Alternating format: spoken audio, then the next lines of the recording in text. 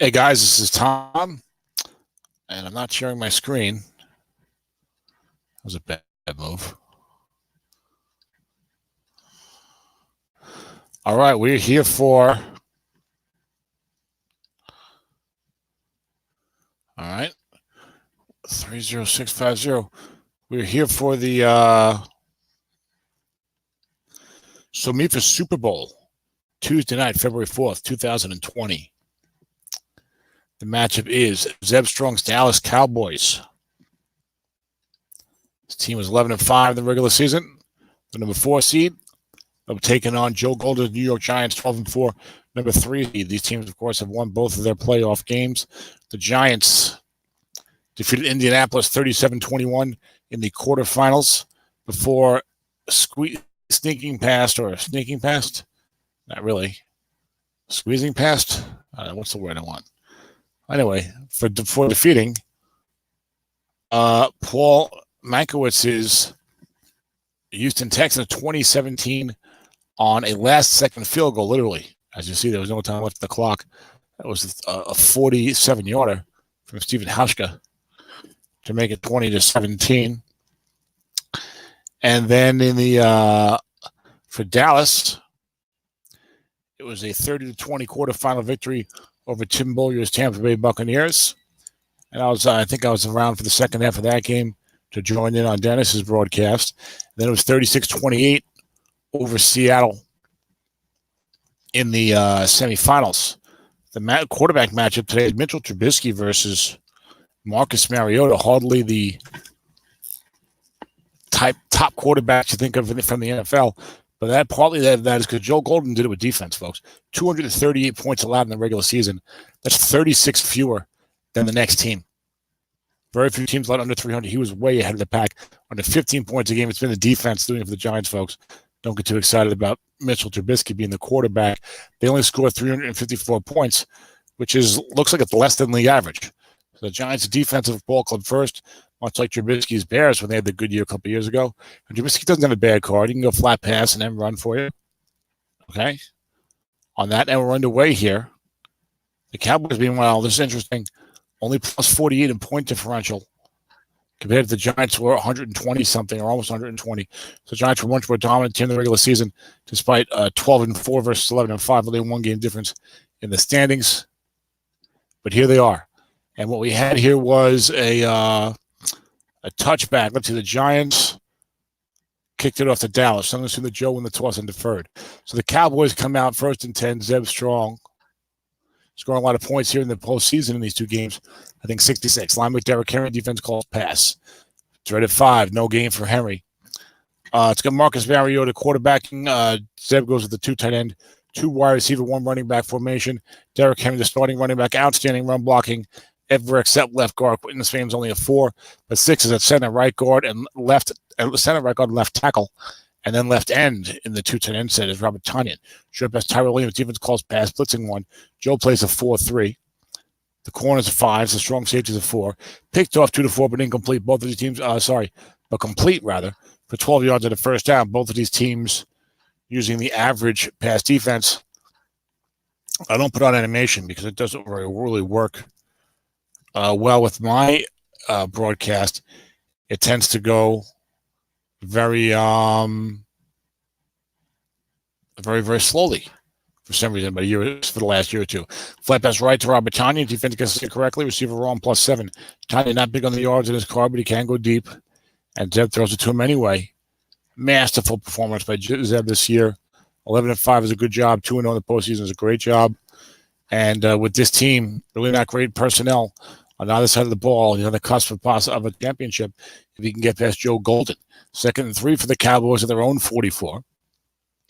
Tyrell Williams, you're split into the left. Cameron Sutton, you're flanking to the right. Joe plays a 4-3, 5-5-6 on the defensive line. 4-6 linebacker. Linebacker Derrick Henry, defense call. It brings Kuechly up into the zone though. Michael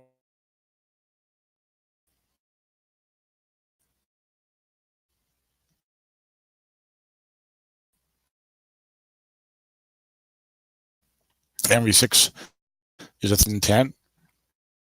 Joe's free safety. We have really some in this rule set. Dennis and I would have thought that the a full speed sack of Marcus Mariota by Cameron Jordan. You get Daniel Hunter one end, Cameron Jordan on the other, but Cameron Jordan on the other. But the play call and everything else went click super fast. And next thing you know, it's a 7-yard sack, and we don't even know what the play call was. But 2nd and 17 for Dallas at their own 40. Cowboys have been throwing a lot. Long best Gerald Everett. Defense sitting back in the pass with the safety 4. One man there is incomplete.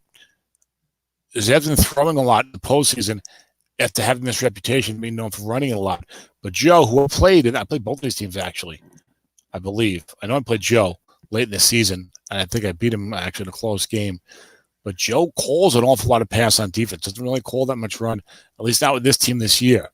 So Zeb's going to have to probably make Joe respect the run and go back to his bread and butter, the Zeb strong bread and butter on offense.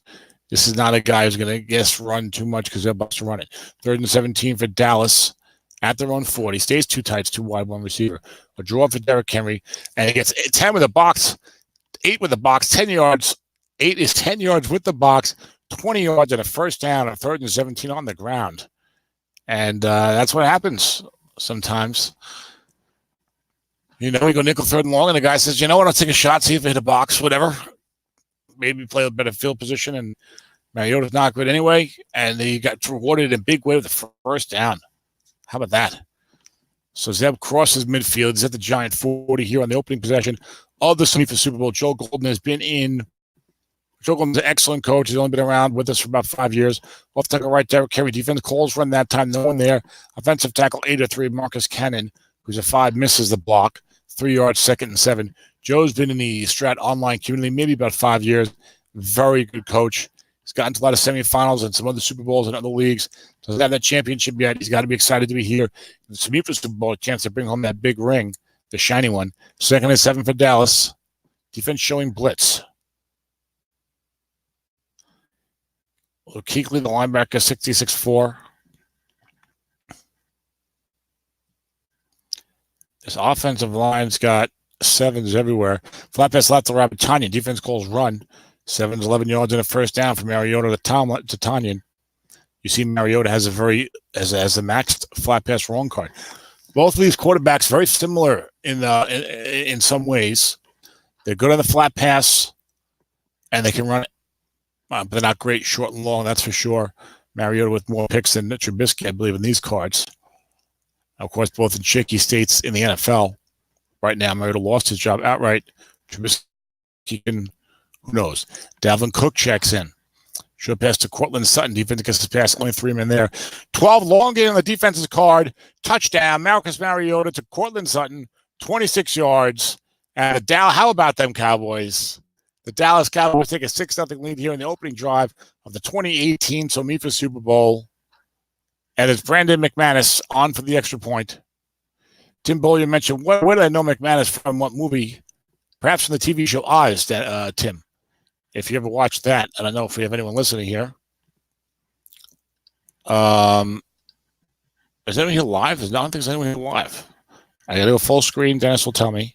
I messed that up. My bad, Dennis.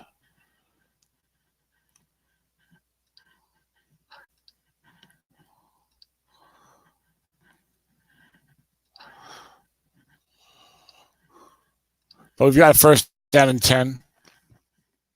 Following a touchback for the Giants. As you see, they also go 2 tights, 2 wides, 1 running back. Joe also likes to run it. Dennis said, Tom, maybe that tells you something. 2 teams in the Super Bowl that like to run the ball, since I'm being too happy with my own team.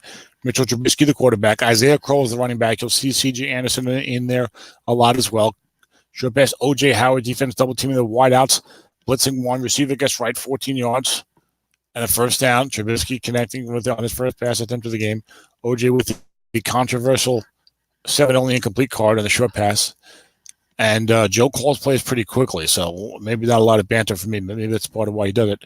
O.J. Howard right tight end, Tyler Eifert left. His defense got all kinds of forces in the back 7, but they do have a right corner 5, and they do have a right inside linebacker 6. but it's been a great job defensively by Zeb with his team. Off like a right, Isaiah Howard, defense, Isaiah Crowell. Defense gets his pass, double teaming Howard, defensive onside end. Howard's only at 4, white die 5, no gain, 2nd and 10. Zeb's been blitzing a lot with his team through the postseason. I think I've watched both of their playoff games. I played against Joe, but I think I only saw maybe a little of one of his playoff games. I probably know Zeb. I probably know Zeb's play calling tendencies better, but I probably know Joe's team pretty well. 2nd and 10, midway through the first quarter already. These are on a couple of slow motion Charlies. Off to a right to Crowell. Defense again gets his pass for blitzes. Short gain of Crowell's card to get a very good card. Guess wrong. It's 7 is a short gain, 8, 14 yards. And the Giants cross midfield into Dallas territory. 8:06 to go here in the first quarter. Curtis Samuel split left. Rashad Perriman flanked out to the right. It's been passing calls for the defense. While blitzing the left outside, you're going to see me flat pass switch from draw plays. I'll take a left to Crow. This time, no one there. If he can get a box. Nose tackle, plus 8 or plus 35. Brandon Williams cannot make the play. He's a 5 against a white die 6. 35-yard run for Isaiah Crowell, who has the long gains on his own card. This time he says, let me try the defense's card. 3 carries, 49 yards for the former Cleveland Brown. And suddenly the Giants are down inside the red zone at the Dallas 12-yard line. And these men are going toe-to-toe here early. Hearns Hagler in the first quarter of the 2018 SOMIFA Super Bowl. I don't know the Roman numeral.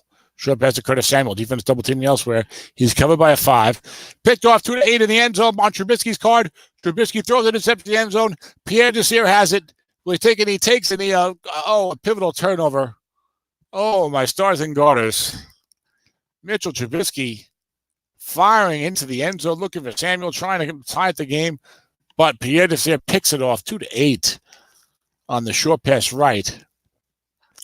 And what a turnaround there. Looked like we had a tie game. Instead, it's Dallas back up at their own 27-12 to go. Maybe more running this time from the Cowboys in the face of those giant pass calls. Let's see if that happens. Off tackle left to Henry. Defense calls pass. Joe linebacker zone -1 plus 3. Matt Milano is good against the pass, but he's only a 4 against the run. That could go even down next year. So it's a 3-yard gain for Henry. Joe taking a page out of Zeb's book, guessing, passing, blitzing linebackers. I know Dennis likes to do that in defense. Sometimes that can be tough to counter. It's hard to run those draw plays on the early downs when the defense is occasionally going to call a run. Looking past the Cortland Sutton, defense calls pass. Receiver gets right, incomplete because of a negative yardage on the looking. Makes 3rd and 7. Ate a little bit of food before. I had a good night's sleep last night. I was out for a haircut this morning. I have a job interview on Thursday, believe it or not. And I could say not. And I think I'm in good form here for the Super Bowl. Haven't called a lot of games this postseason. I'm not fatigued. The voice is crisp. Let's see what happens. 3rd and 7 for the Cowboys at the 123. First, 3rd and long for Dallas, who didn't have too much trouble on that opening possession, overcoming a sack on 2nd and 17. But now they got 3rd and long. Short pass, Tyrell Williams, covered by 5. Defense double teaming elsewhere. 4 men in zone. Incomplete on a 3 with 3 men or 4 men. And it's going to be 4th down and 7 for the Cowboys at the punted away.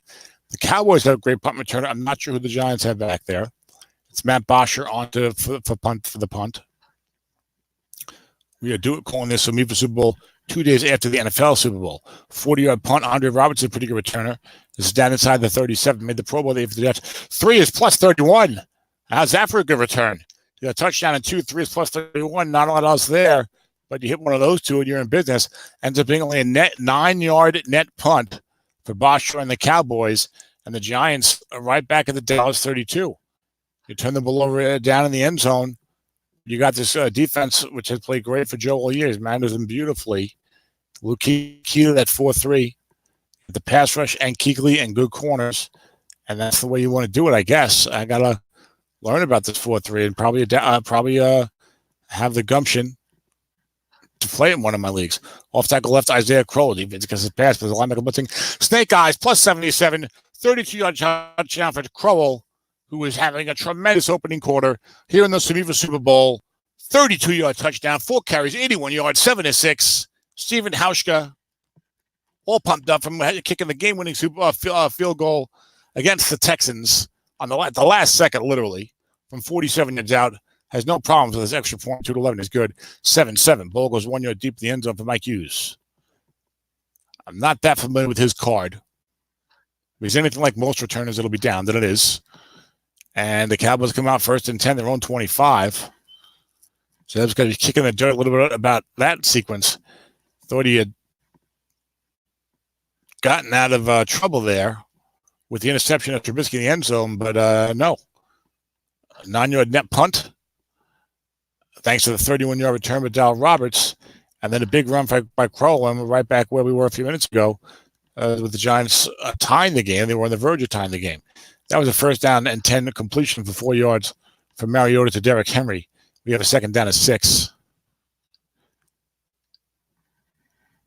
There's Tony. Oh, Tony's listening. At least I'm not completely dead here.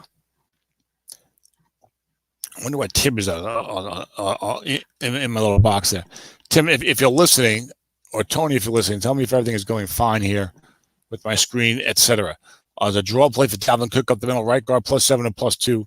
It's a 1st down, Brandon Brooks with the block. Brooks had a tremendous game blocking for the Cowboys in the semifinal against Dennis. The right guard reading kept coming up. Tim was remarking upon that as he called that game. 4-3 blitz for the defense. Both of these offenses go 2 tights, 2 wides, 1 running back as their default form. Zeb even has tight ends that can block. Linebacker Derrick Henry.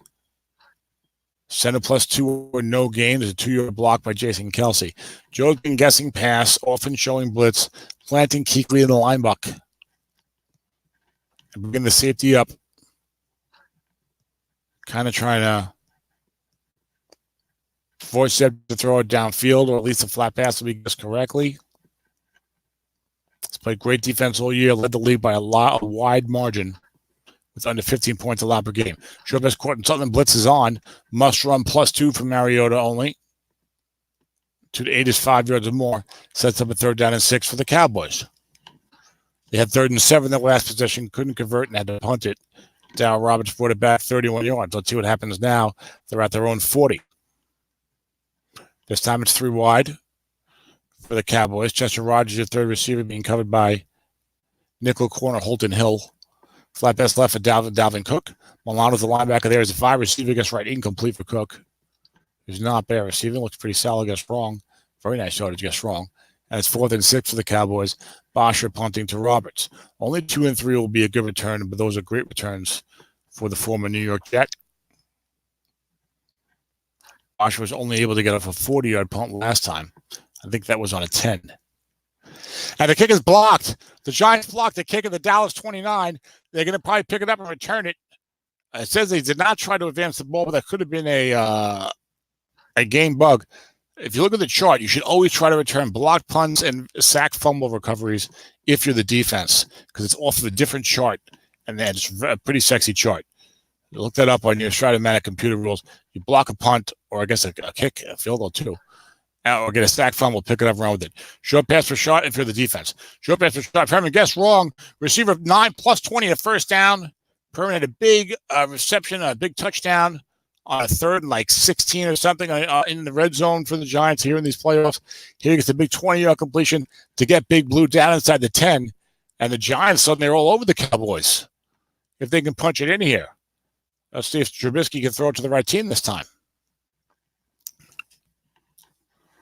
1st and goal for Big Blue.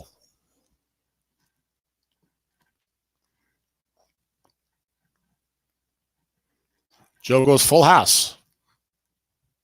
C.J. Anderson is in as the 3rd running back. Tyler Eifert not fooling on him. He's not really a fullback, but he's in there. Left tackle left to Crow. Defense gets the run. No linebackers there. 6 is +3. So you get a little closer. 2nd and goal from the 6. Remember, Trubisky is dangerous with the end run. I think he has a short gain laden card on yield. Ever wrong, it does too. That'll get to the end zone from here. He's got the must runs also. Short pass right, if you avoid an interception, can also be a fruitful play here. Second and goal from the 6. And you avoid a double team. Harder to double team. Short pass Tyler Eifert gets incorrectly. Covered by 4. Touchdown. Trubisky to Eifert from 6 yards out. Makes it 13-7 Giants. The G-Men looking to go 14-7 first quarter. Final minute. Well, as this game is briskly moving along. Can we get down? I wonder if Dennis Crowley is listening. You can text me if you're listening, Dennis. The kick is down into the end zone. 3 yards deep. Jakeem Grant. Will he return it? Will he stay or will he go now? He returns it 8 plus 26 out to the 23, and you see all kinds of 30-yard returns, and they touchdown on 2, and that's going to have you bringing it up from the 3-yard line, even though you got to get 28 a 28-yard return to get to the 25. That's, of course, the right move, and both these men are making the right moves. That's why they're here in the Super Bowl instead of flailing at home 8-8 as my team did. Left tackle right for Derrick Henry, offensive onside tackle +8 or +3. Marcus Cannon looks like he's playing a little hurt tonight as he's missed 2 blocks now. He's a 5. That's a white die 6. Makes it 2nd and 7. Not living up to the name, Marcus Cannon. Maybe a stout individual with that type of name. He's one of those super big tackles. Was like 340 or something, but not that time. We're into the second quarter now, and we've seen a lot of big plays on the ground from the Giants. Simpson having a big play from Derrick Henry on the ground. Looking back to Cortland Sutton, defense guessing past Dave's home with kick at that time, but it's on Mariota's court anyway. 5-yard completion, 3rd and 2. Zeb's team is supposed to be future oriented. To some extent, you got Derrick Henry and Dalvin Cook in the backfield, and he drafted Cortland Sutton, and he always doesn't go too much for the year, but he's got a chance to win a second Super Bowl in about 4 or 5 years here. I forget what year the first one was. Tim can slack me if he knows. 3rd and 2 for the Cowboys at their own 31. Dalvin Cook in. More consistent yardage than Derrick Henry this year. Flat pass left, Tyrell Williams. Defense guesses correctly. Has a blitz on white die 6. 20-yard completion from Mariota. Tyrell Williams of the catch and run variety. The way that works is you have to run and catch it, and then catch and run with it. Like a run and catch and run, I guess. 1st and 10 for the Cowboys. They're across midfield by a yard at the Giant 49. Early second quarter. They trail 14-7. And Dalvin Cook stays in the game. Off tackle left for Dalvin. Guessed incorrectly. Defensive end, -1 or +5, but it's Cameron Jordan, the perennial Pro Bowler, who's a 6, makes the play. Also had a 7-yard sack in the first quarter, although the Cowboys overcame that. And a 2nd down and 11. SSFA season underway. Well, let's talk about this Super Bowl here. 2nd and 11. Show best Tyrell Williams, 4 men in the zone. Must run for 8 yards. Both these quarterbacks can run. Joe brought the safety up that time. Now fearing the long pass there. Mariota scrambled for 8. 3rd and 3.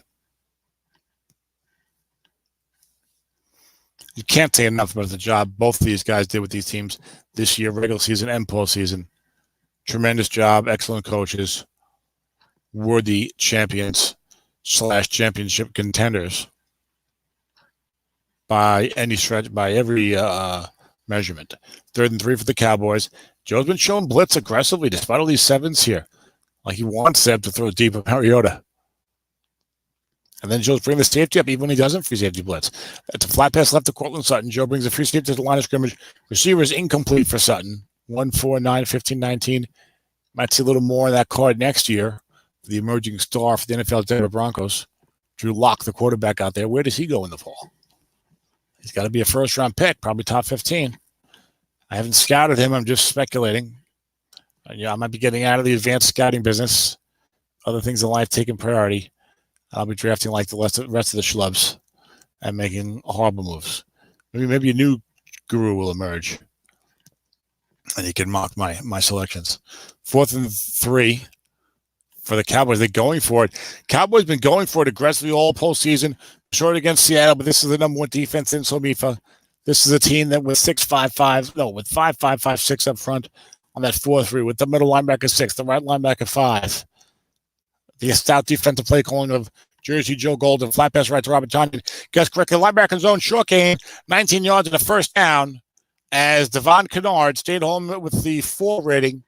White dive 5. Big 4th and 3. I mean, has Zeb missed a 4th down here in the postseason? Boy, and he's tried a lot of them. And he gets the job done, and he gets it done there again. 1st and 10 for the Cowboys at the Giant 23. They needed that one. What a big play that was. Zeb says this is no time for tiptoeing through the tulips. Zeb says, I don't believe in going big and going home. You have to do the best thing for your team to win. Long pass, Tyrell Williams. Guess wrong. Nobody there. Defender extra long game. Ronald Darby is able to make the play 5 on a 5. The former first-round pick. And I think it is these Giants who drafted him. I'd have to look.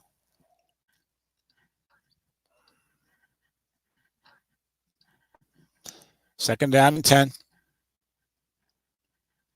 Cowboys at the Giant 23.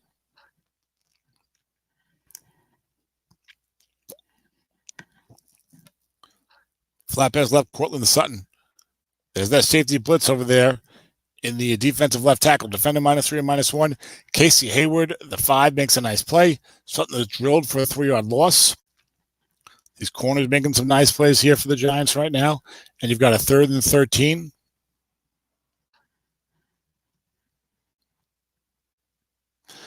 Now, free safety Tony Jefferson is a 45. So when Joe blitzes him, he's getting a nice 5 against the run. And he can still leave Kuechly back here. And let's see what Joe does in the 3rd and long. This offense has got 7s all over the place. This is interesting. Zeb goes 2 tight, 2 wide, 1 running back. Joe stays base 4-3 after getting hit with the box last time. Long pass, Gerald Everett. Defense blitzing 1. And it's a dump off receiver incomplete for Derrick Henry. And Zeb's going to be held to a field goal attempt here. Brandon McManus for the 43-yard attempt.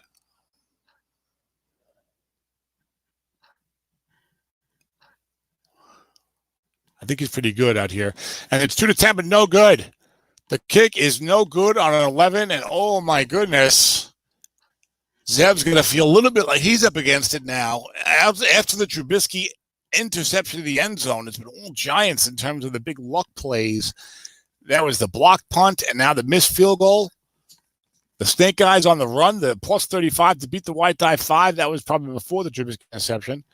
But Joe's playing it. Look, both these guys are great coaches. They're both playing a good game.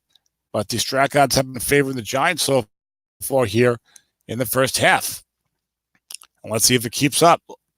Isaiah Crowell, only 10 unfit carries left. Flat pass left, Curtis Samuel, nobody there. Joe throwing the flat pass 12 incomplete on Trubisky gets correctly. Zeb's been calling, pass, and blitzing. Joe says, let me try the flats, but he hit his own card and not even a favorable result. But that's one way to do it. There's no asterisks, I believe, on this defense in the front 7. So you can try your running back there, and I think it should be okay. I think Dennis you can hit it anyway. We'll take a left to Crowell, gets incorrectly. 1 linebacker there. Mike to your card, 8+3. Crowell could be forgiven for that run because he's got 6 carries for 87 yards and a touchdown. And now the Giants going to face a 3rd and long, 3rd and 7 with Trubisky. Interesting Trubisky versus Mariota when you get into these 3rd and long situations. The G-Men, 3rd and 7, 9:18 to go here in the first half. 3 wide for Joe. Has Chris Hogan over at flanker with Perriman in the number 3 slot. Hogan covered by the 0 Marlon Humphrey. Flat pass left to Rashard Perriman. Defense gets it pass. White die 6. Turnabout is fair play. +20 for Trubisky to Perriman. And Joe's across midfield again. 8:40 to go in the first half. And I believe the Giants receive the kick to start the 3rd quarter. They're up 14-7. They can drive down here and get this in the end zone. Oh, my goodness. But there's a little bit of ways to go between here and there. 44 yards to be exact. Joe Golden looking to become a SOMIFA champion. Everyone deserves it, but these 2 guys certainly deserve it with the job they've done. Flat pass right, Tyler Raffett, nobody there. He is covered by there's no defender. The right linebacker has coverage responsibilities, but it's on Trubisky's card for a 5-yard completion. Mitchell's 5 of 7 of 65, pick 1 INT. And the Giants have got 2nd and 5. I'm going to have to try to run the ball in these minor leagues, Dennis. He says, I've been telling you that for 7 years. All right, I'm a slow learner. 2nd and 5 for the Giants.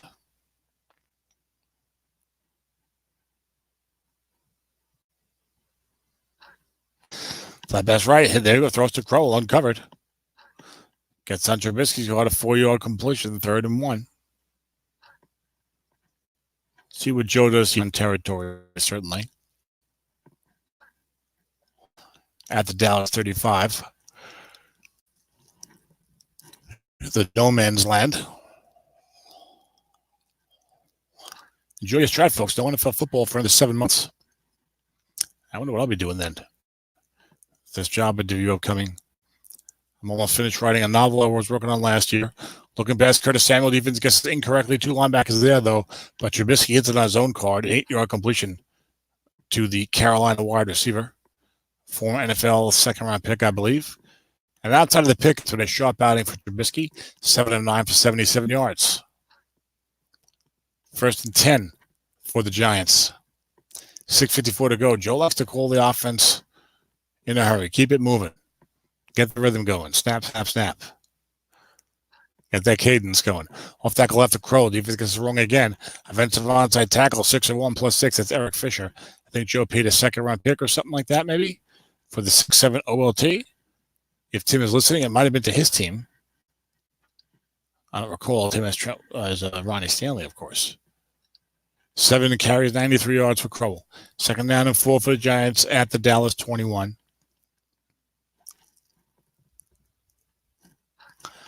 Off tackle right, Isaiah Crowell. Nobody there. Defensive end +2 +9. Marcus Hunt's a 5. He can't make the play. A white die 6. This defensive line of the Cowboys, which is not bad, 5-5-4, has been letting them down tonight. That's 2 white die 5s. Sorry, 2 white die 6s beating the 5. Crowell goes over the century mark here in the first half. 2 yards, but his conditioning is not what it once was, as he will be fatigued after only 7 more carries. 1st and 10 for the Giants at the Dallas 12.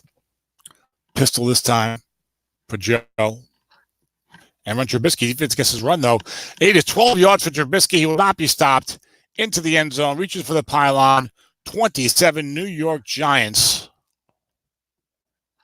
Mitchell Trubisky looking to be the Strat-O-Matic, the SOMIFA Super Bowl championship quarterback this year. Shades of Jake Locker for the New York Giants. Jake Locker winning a championship, an autumn win for Tim Bowyer. That's why I mentioned that. I'm saying, like, some guys think, well, I have to have a great quarterback. There's a lot of teams winning championships with mid-level cards, as Ed pointed out this year, and Brian Hoyer and Carson Palmer's final card, quite an Ed's ranking of things. Linebacker Derrick Henry, defense calls pass, and there's plenty of room there. There's a box open, but a blocking back +3 or +1. No blocking back, a 1-yard gain. 2nd down and 9 for Dallas. At their own 48, Zeb's not going to panic, but he sure would like a nice drive here, because I believe he has to kick to New York to start the 3rd quarter. Linebacker Derrick Henry, again, Joe giving them the box. Right guard Brandon Brooks, he's been Johnny on the spot in the postseason, and makes the block for 7 yards, setting up 3rd down and 2 for Dallas at their own 33. Should I try and put on the animation? It doesn't work, and I might miss a play. Goes way too slow. I don't know what's up with that.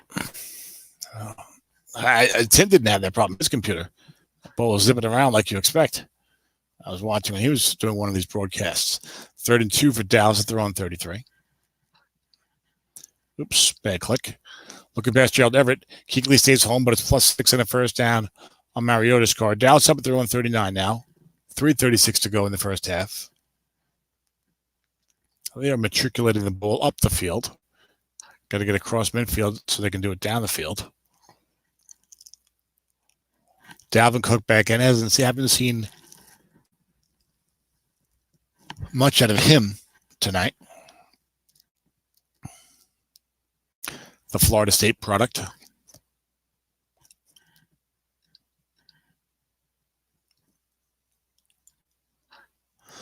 And run left, Dalvin Cook. Defense gets his pass. Offensive onside guard +8 or +3. Quentin Spain is the weak link on that offensive line, only a 4-2. Cannot make the block. 3-yard gain for Cook. 3 carries, 9 yards. Oh, I can't scroll down. Dennis Crowley's listening, probably from parts unknown. Tony and John are here. Hello, gentlemen. And we got an exciting game here. Dallas in a big spot here. Second down. And we're all pumped up. I think that Super Bowl was really good to watch tonight. That was a very good game. And now you got SOMIFA on top of it. It's all good in the hood with football and Strat-O-Matic Football. Off tackle right to Dalvin Cook. Defense gets his pass. Offensive line to them +7-2. Gerald Everett makes the block. Conscientious effort by Zeb to get these good blockers. And not only on the offensive line, of course, but even at tight end. Most of us look receiving first. Zeb's like, can he block? And Robert Tonyan does not have a great flat pass guard, but he's very involved in the offense. 1st and 10 for Dallas at their own 49. They trail 21-7, 24 to go.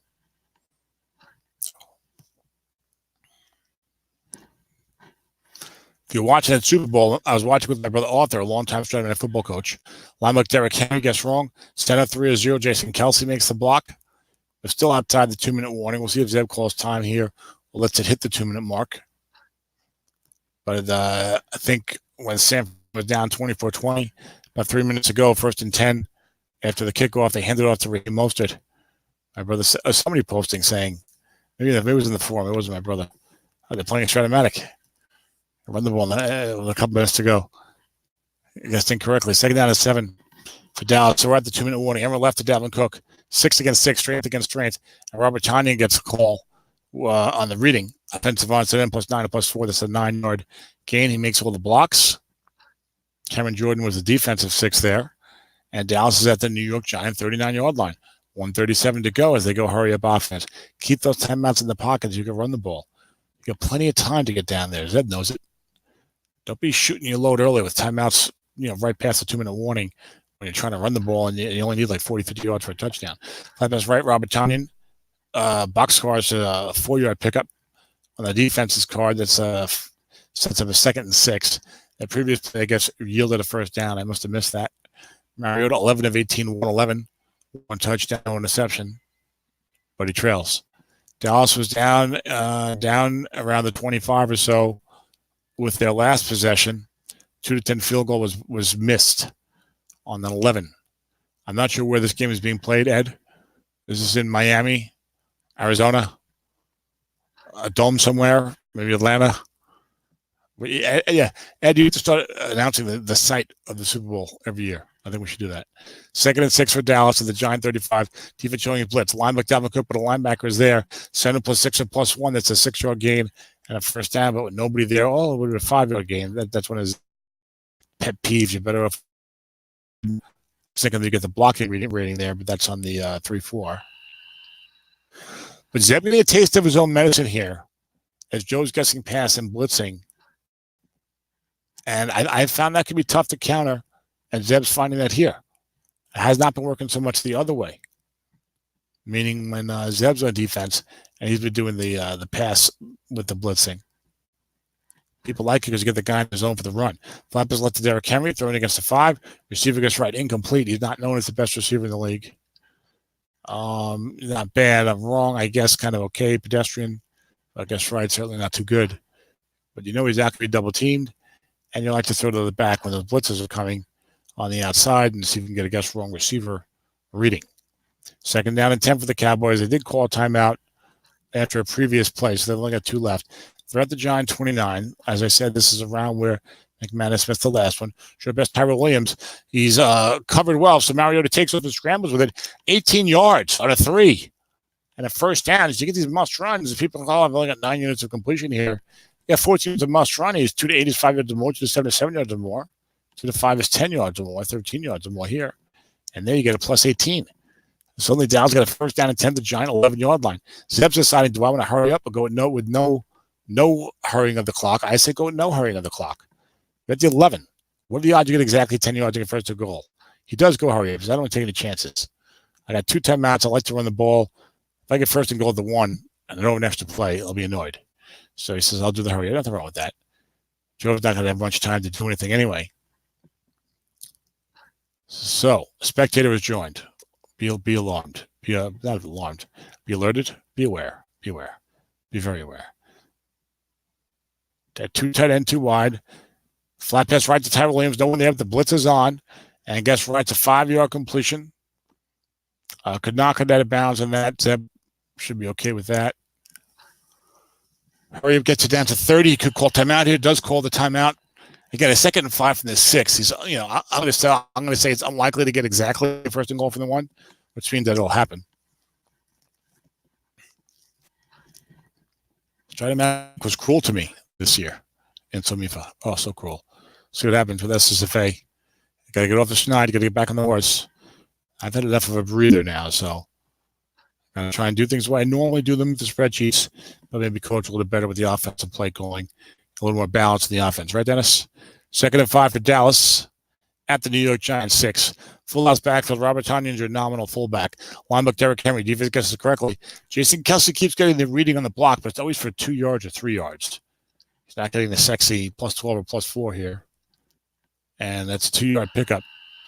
Setting up 3rd and 3 from the 4. Dallas calls timeout again. They're down to 1 timeout. 37 seconds remaining. They're down 21-7. Will this be 4-down territory for Zeb again? He's done it so well all postseason and maybe all regular season. But usually when the flat pass is in play, it's a little different ball game down inside the 10 when it's running or short pass only. What a game it is, this Strat-O-Matic. Dennis, I don't know if when we're starting that BR draft, but I had not looked at even one thing. Off tackle right to Derrick Henry. Defense gets right, but nobody's there. And Mike caught 12, 3 yards. And, of course, he gets the 1st and goal at the 1. Exactly. As I said, was unlikely and happens. So he gets exactly 3 yards. 1st and goal at the 1. Here's where you might want to spike it because you only got the 1 timeout anyway. You spike it 22 seconds. That's what he does. Mariota spikes it. 2nd and goal at the 1. He's got 1 timeout. End run is dangerous because you don't want to lose 7 yards or whatever on an end run right. That's the only way to get out of bounds on a run. If you plow straight ahead, you get 2 shots at it. He's got Luke Kuechly. 1 outside linebacker is only a 4. Other outside linebacker is only a 4. Left like a right, Dalvin Cook. Defense run, Mariota. Touchdown. Dalvin Cook on the 7. A 4-yard gain was the reading. He only needed 1. It is 21-13. The Cowboys with 15 seconds left. Now 8 seconds left, rather. Get on the board in a big way here. A beautiful 3.5-minute drive for Zeb. The extra point's good, 21-14. Here comes the kickoff. Watch for a squib or maybe even an onside. It's a squib. Onside wouldn't have been that awful. You don't want to get too close. Squib is the way to go. So the Giants have the ball at their own 36. You would say good field position, except there's only 1 second left on the clock. So it needs a 64-yard play here. See if he goes for something like that or just takes a knee. He does have Isaiah Crowell in the game. You already hit that 2 + 77. Defense goes nickel 3-3-5. A huge drive there for Zeb. Not just to score, but to get in the end zone, make it a 1-touchdown game.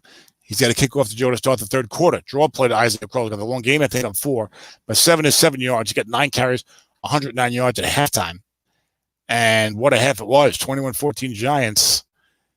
And we'll see what these men say to each other as they look across from the sidelines with respect, as they're both doing a great job here. Dallas has 219 yards of total offense. Great job, Joe, Zeb says. And they're ready to go. They said, Tom, we've heard enough of you for load these many years. Let's get back to some Strat football. Good, have fun one. Great job, Joe. Joe says version 2. Oh, this is the sequel. This is where Rocky wins in the 15th round.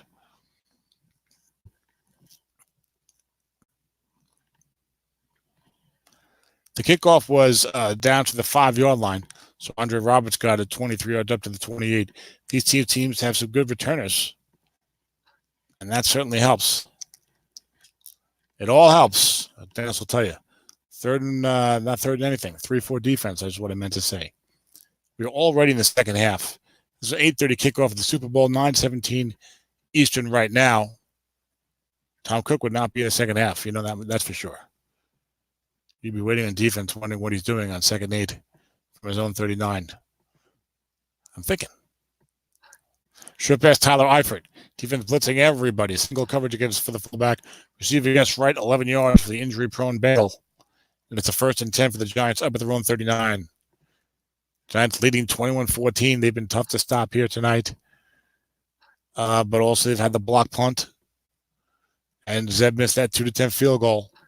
A lot of block punts this postseason, Dennis, I'll tell you. If you're a movie fan, when I get a chance, I should say this when Zeb is on offense because Joe likes to zip with the play calls. It's right there with you, Dennis. You guys could probably play about a 45-minute game. Especially if you both run a lot. Flat best left, C.J. Anderson is the running back for this half. Nobody there. At 6 is 10 yards at the first down. It was not a white die 6. Dan Moore with that good observation that, if you don't blitz, if you blitz 4 to 6 times, it doesn't matter anyway, right? It's only if you get a white day 4, white day 5, it matters. Even then, you get receiver in 8-9, so there's a lot of merit to that argument. But anyway, C.J. Anderson is unlimited for the second half. Long pass for Rashad Berman. Nobody there, coming by 0. Oh, my goodness, picked off 2 to 4. Picked off by Drake Kirkpatrick. That was not Marlon Humphrey. Had that wrong. And he runs it back only 4 yards. But there was a long pass wrong. Nobody there. Trubisky looking deep for the first time all night. And he had Perriman man-on-man with the 0. Drake Kirkpatrick, the defensive call, was littered with long gains. But Trubisky, in Trubisky fashion, throw the interception in that spot on a 2 to 4 guess wrong. His second pick of the night. Wow. What a result. I mean, it's a 21-14 game. Long pass wrong. Nobody there against a 0 to a wide receiver, not even to your little crazy fullback. And it's picked off. That could have been a huge play there for the Giants. Long pass Tyrell Williams. About a fair play. Nobody there. It's a dump off, though, for 7 yards. Guessed correctly. 7 on a 10. Zeb with the mighty offensive line. The wall of doom. 7 out of 10 was 118. Even Daniel Hunter's going to have a hard time getting past that one. Got him in the spring with Myles Garrett on the other side. 2nd and 3 for Dallas at their own 33. See if I can win some games over there. You've seen more of Dalvin Cook lately. He got the big touchdown to make it 21-14. Long pass, Gerald Everett. There's a man there. Picked off 2 to 8, intercepted by Tony Jefferson at the Giant 37. And he's moving on up to the Giant 49, a 12-yard return. So my math was, I guess, correct. 37 and 12 is 49 last I checked. And we've got back-to-back interceptions from these sometimes erratic quarterbacks. They've been playing good all postseason, I believe, but tonight a little bit of up and down. And the Giants got 1st and 10, the ball back at their own 49.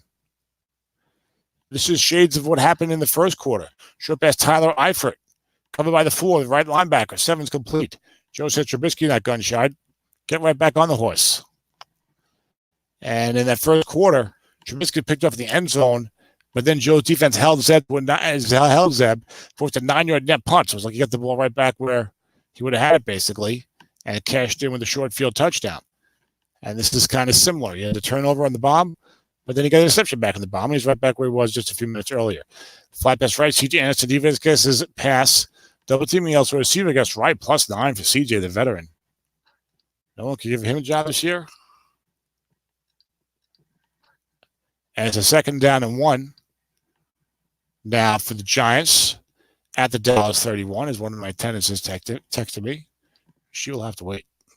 Vendela. Okay, 2nd and 1. I got a text for a minute. Flat pass left to Tyler Eifert. Guess correctly, -1 on the completion in 3rd and 2. I got to till Zeb gets the ball to text Vendela before she goes to sleep or whatever. Who knows? She's like, is it still available? 3rd and 2 for the Giants at the Dallas 32. Isaiah Crowell in there. Joe taking advantage of when to play his backs. Crowell's the unlimited guy in the first half. The second half, you can still use him in a situation like this. So Joe pops him in there. But CG will get to work on the early downs. I think Joe's been running it here more. Flat pass right to eye for 2-minute zone, gets incorrectly. My card, your card. Your card is incomplete on a 5. 4th and 2 for the Giants at the Dallas 32. Hauschka's a little shaky. He's not bad. Joe's got the good flat pass quarterback. Do you go for it here? If you get the negative variable, he's only like a 2 to 5 or something out there. I think he's only like 2 to 8 possibly from this range. He was my autumn win kicker. Joe's going to try that field goal. 49-yard. He's got faith in Hauschka, who may also be of Polish descent, as Joe was talking about the Polish players. And it's no good. It gets a negative variable. 2 to 6 and 12. It's no good. What would it have been? It would have been 2 to 8, which would have been no good anyway. Hauschka did not come through that time. And now Zev says, now the momentum is going my way. 21-14, I'm down, but I scored the touchdown. I picked you off. You picked me up, but I stopped you. You missed the field goal. Now I can tie the game in this drive. Derrick Henry's got a plus 99 somewhere on his card, ready to ruin your night. Am I right, Derrick Henry? Defense against the pass. Defensive -2 at +3. Danielle Hunter could not make the play. Watch that 6 versus the Pro Bowl 5. See what Strat gives him next year. I'm going to dictate something out loud that you're going to hear me, so forgive me for that. Spell mode off. In the middle of something, comma, but yes, I will see you.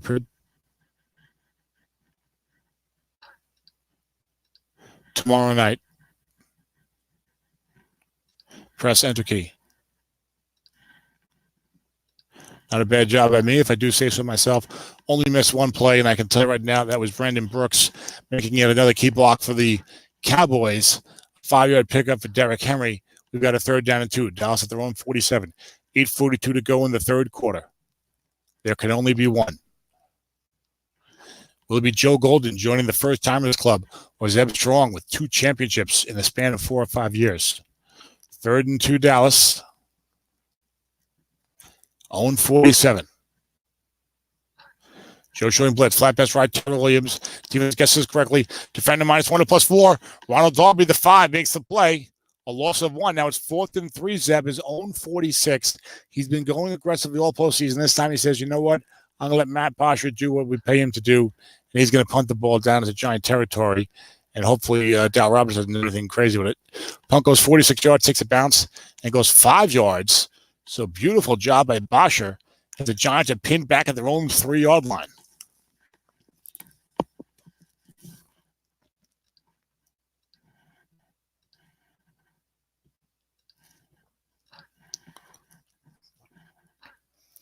First and 10, Joe goes full house. Will it be ye old full house bomb? Or perhaps ye old full house looking pass? Or perhaps ye old full house run? We'll see. We'll talk right, CJ Anderson, 1 linebacker there, short yardage. 7's a loss of 1. It's the wrong way, CJ. 2nd 11 for the 2. 2nd 11 from the Deuce, which is a good HBO show, but not for the faint of heart, I'll tell you that much. The first season was pretty brutal. The relationship between the pimp and the prostitute was laid out pretty clearly, and that's not a very healthy relationship. Boy, that was rough. Left tackle right, Isaiah Crowell. Defense goes short yardage. Offensive onside tackle +6 or +1. Alejandro Villanueva makes the block. He's a 6 and a white dot 5. So it's 3rd and 5. No breaking of containment. Crowell must not be a first if only guy, because that was 2nd and 11. And if I think of Crowell, I think he had more than 100 carries probably. So 3rd and 5 for the Giants at their own 8-yard line. 6:36 to go. They're up 21-14. It's been a great Super Bowl, and let's hope it continues to be one. I think it will be, because you got 2 good coaches. Short back Chris Hogan covered by 0. Defense double teaming elsewhere. Must run and play. Receiver gets right. +15 in play for Chris Hogan. His first catch of the game,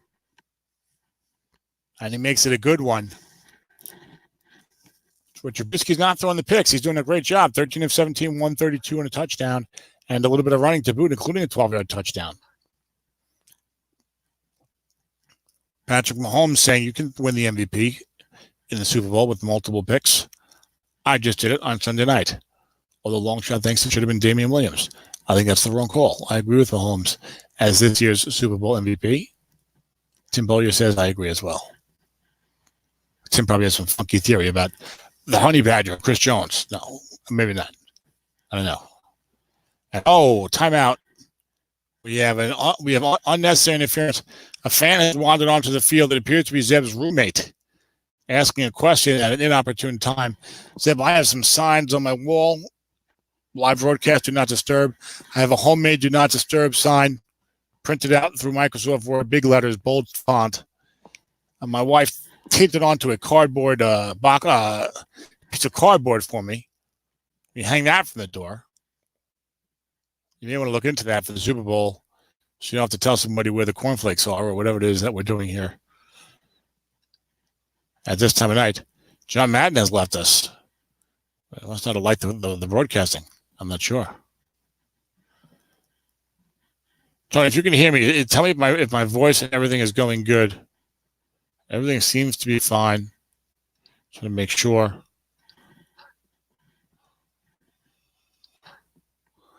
All right, Zeb is back. 2nd down and 7. It was a 3-yard run for Isaiah Crowell on 1st and 10. I missed that. C.J. Anderson checks in. 5:24 to go, third quarter. 21-14 Giants over the Cowboys.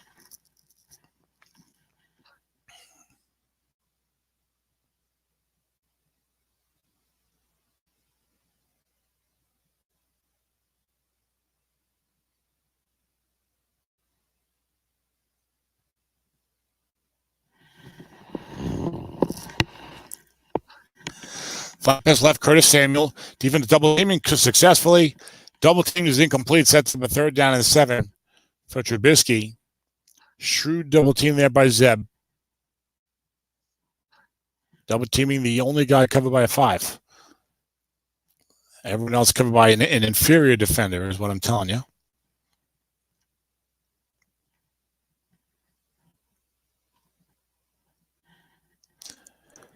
Thank you, Dennis. I feel. Oh, I sound great. Okay, I was asking to make sure that the sound was good. I thought he might doing a great job, which of course I'm sure he also agreed with.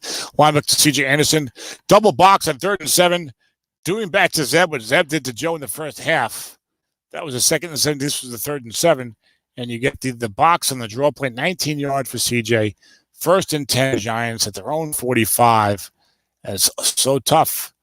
Defense is in a tough spot in 3rd and long. You got to respect the pass, and sometimes you can hit that box, or maybe get a blocking reading, or be containment, and get yourself a 1st down.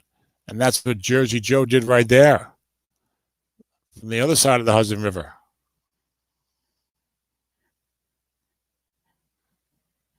Always Hudson's name. I was going to say Charles Hudson, but I'm probably thinking of Charlie Hudson, the former pitcher for the Phillies. Flat pass right to O.J. Anderson. Defense against his run. Receiver against run +9. 2nd and 1.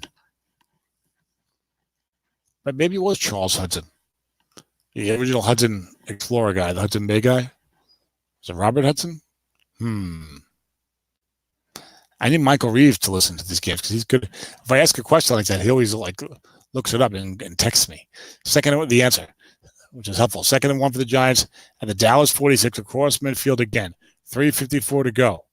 Off tackle right, C.J. Anderson. Defense against his pass. There's a linebacker there. Guess wrong. 10 and 7 yards and a 1st down. Then it says, I want that good running card. Don't worry about the blocking so much, Tom. Look at that. All right, Dennis. I'm learning. 1st and 10 for the Giants at the Dallas 39. 3:18 to go.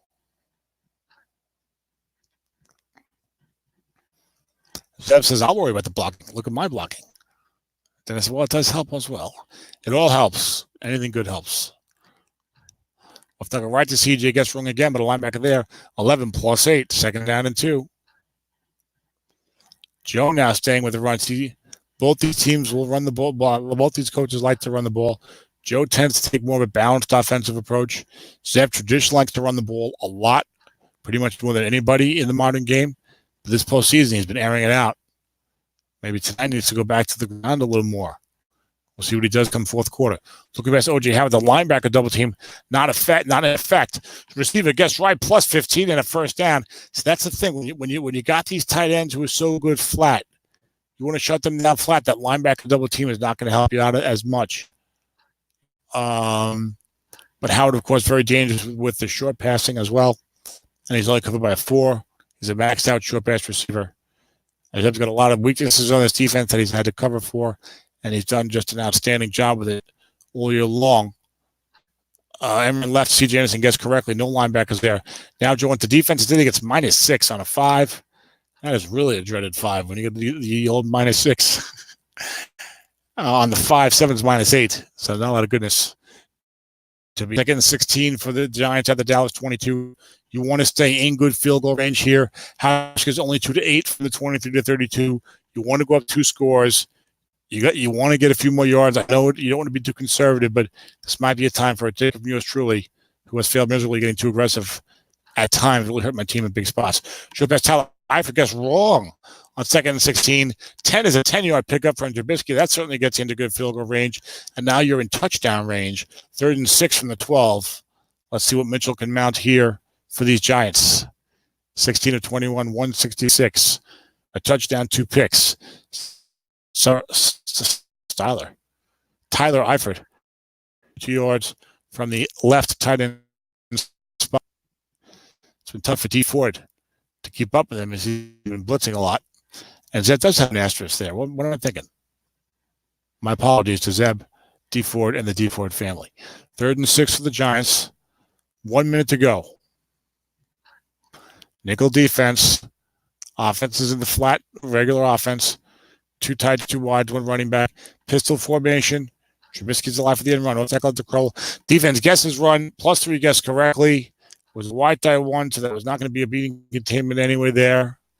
4th and 3 from the 9. Hauschka comes on for what should be an easy field goal, but Zeb missed a 2-10 one earlier. Let's see what we get here on the kick. It's up and good. 2-11.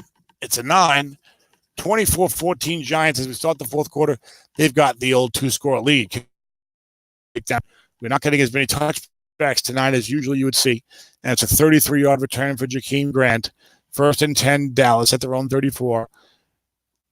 4th quarter. Cowboys down 10. We saw a team down 10 in the 4th quarter the other night in the NFL Super Bowl, and that team went on to win and is now your NFL Super Bowl champion, the Kansas City Chiefs, for the first time in 50 years. Zeb says, I went the first time in only about 3 or 4 or 5 years. So let's see if I can do it here against the number 1 defense in SOMIFA. Flat pass left, Derrick Henry.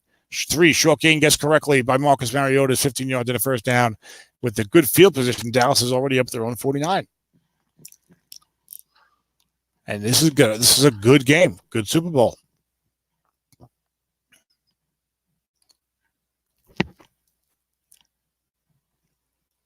Styles make fights. Don't know how that's relevant here, but it's just something I like saying when you have a good game going on. Flat pass right to Cortland and a good coaching. Flat pass right to Cortland Sutton. And these guys can coach with or beyond anybody. They're 2 of the better coaches out there. And that's why they're here with Marcus Mariota and Mitchell Trubisky as their quarterbacks. And you've got a second. Well, Dave Gabbard is like, you need a great quarterback. They know Dave. 2nd and 3 for Dallas, but you might need to be a great coach. 2nd and 3 for Dallas at the Giants 44, or at least a very good coach. That's for sure. Both these men looking to reach up and grab another piece of greatness. Joe Golden, I know he would be very happy, very proud to win the SOMIFA championship. Flat back left, Robert Tonyan. Linebackers at 5, 6 for 3 yards and a first down. Tonyan, 5 catches, 44 yards. Haven't seen him downfield lately. Could that be because of Matt Milano's quickness as the 5 outside linebacker? Zeb usually sees a better matchup out there than he's seeing tonight. Gerald Everett had 1 called down the field. Not too many bombs for Zeb. 1 was picked off. More short passing for him than long passing when he's been throwing a lot downfield in the playoffs so far this year. I say so far, we don't have much left. Short pass, Tyrell Williams, 4 men there. Defense against his run. Receiver could be dangerous. 3 is 13 yards and a first down from Mariota to Tyrell Williams at the New York Giants 28. Dallas driving. 12-18 to go. They're down 10. You want that touchdown. You get a field goal, Joe, with any kind of score, and you're really up against it. So you got to be pushing off the touchdown, whatever that means. It means you need to cross the plane while in possession of the football. 2 tight ends, 2 wides, 1 running back, 4-3 blitz. And then right, Dalvin Cook, defense guessing pass. Offensive onside end, +9 or +4. Only 4 yards. Gerald Everett is a 5 and missed the block. But it's taken down to 6 for the Cowboys at the Giant 24. 11:42 to go.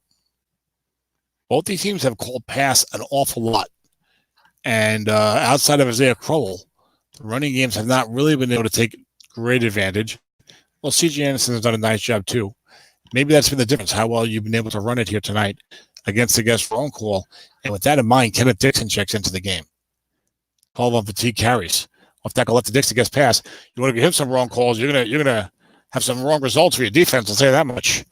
Offensive onside tackle +8 or +3 to run ups and makes the block. Stock a block for this guy. And I'll get closer to the goal line to see more run called. But if you get Kenneth Dixon in there, guessing correctly, that's going to get your offense going. 1st and 10 for the Cowboys and the Giants. 16, 11:06. Dixon is still in the game. Derrick Henry, take a seat on the bench, my pal. We'll see you next year.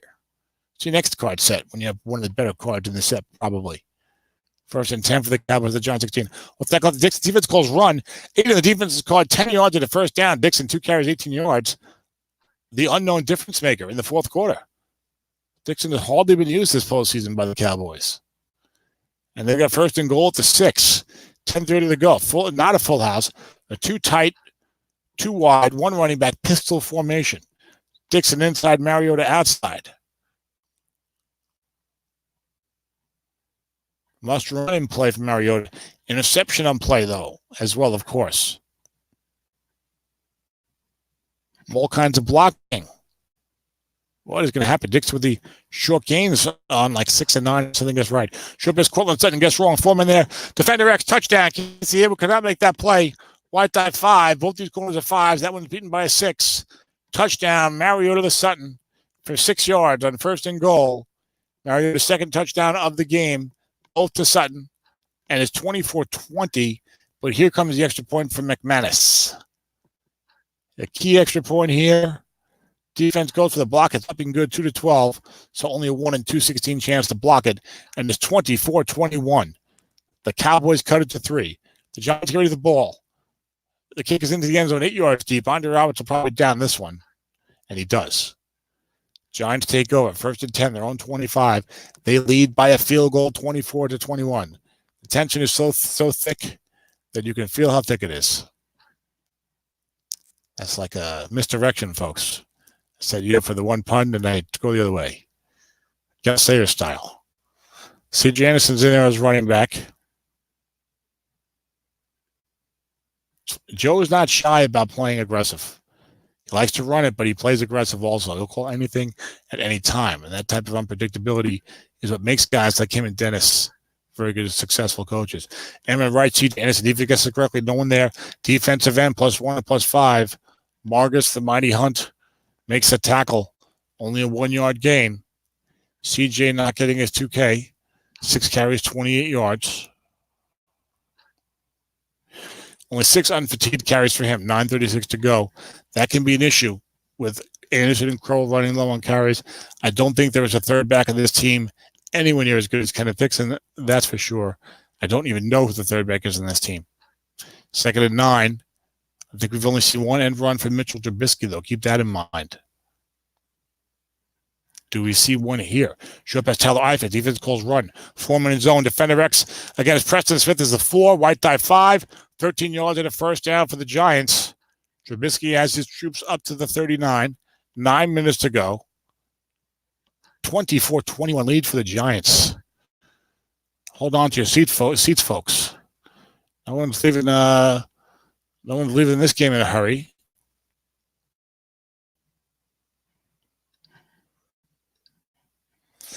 Now Tim's listening in. Short pass, O.J. Howard, caught by 4. Defense double teams Eifert one of the first times. Tracy Walker's only a 4. White die 5. Defender X, short gain. 13 yards and a 1st down. Seemingly for the first time all postseason, this 4th quarter of the Super Bowl, we are finally seeing Zeb's weak defenders in the secondary hurting him. He's been coaching around it flawlessly until now. But now, who is it making to pay? Mitchell Trubisky. The 1st-round pick, the number 13 overall. Joe traded up to get him. Short pass, O.J. Howard.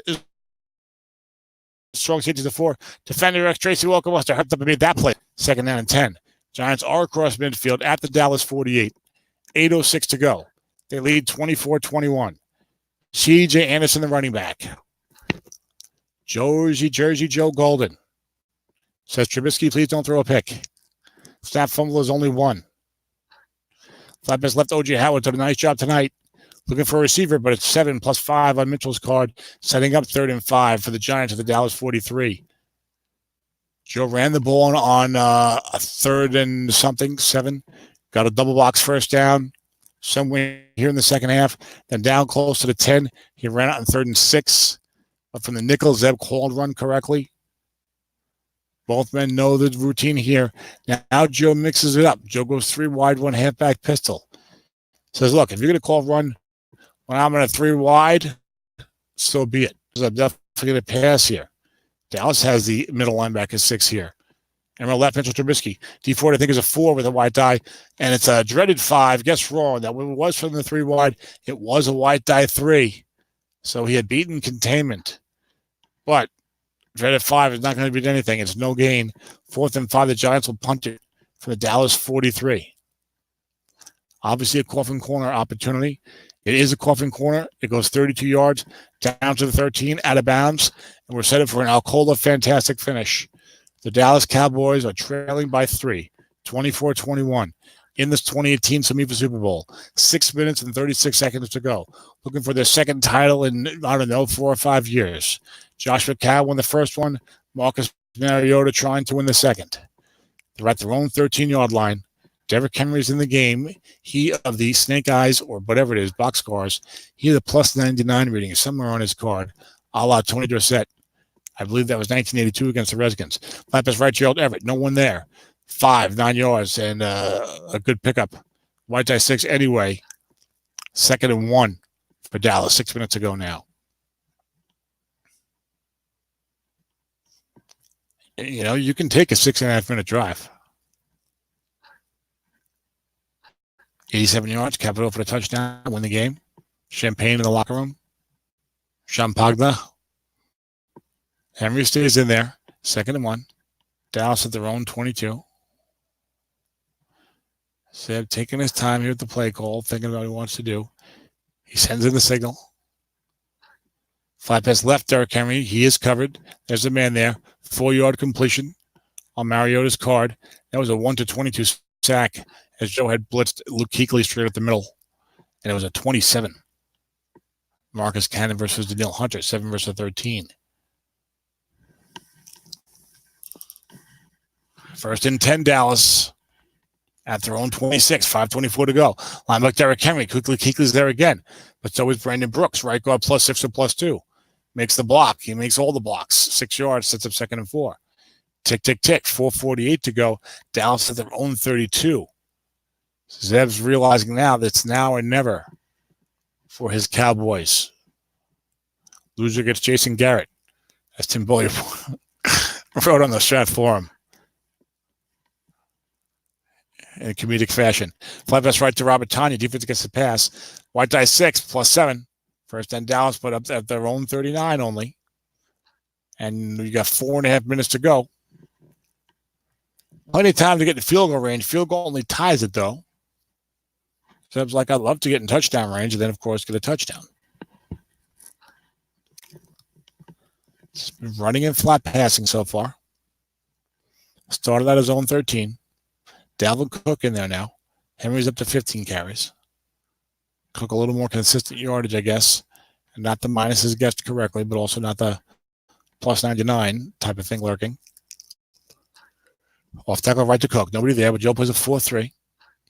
10 is +7 at Cook's card. 9 carries, 43 yards. 2nd and 3 for the Cowboys up at their own 46. 3:54 to go.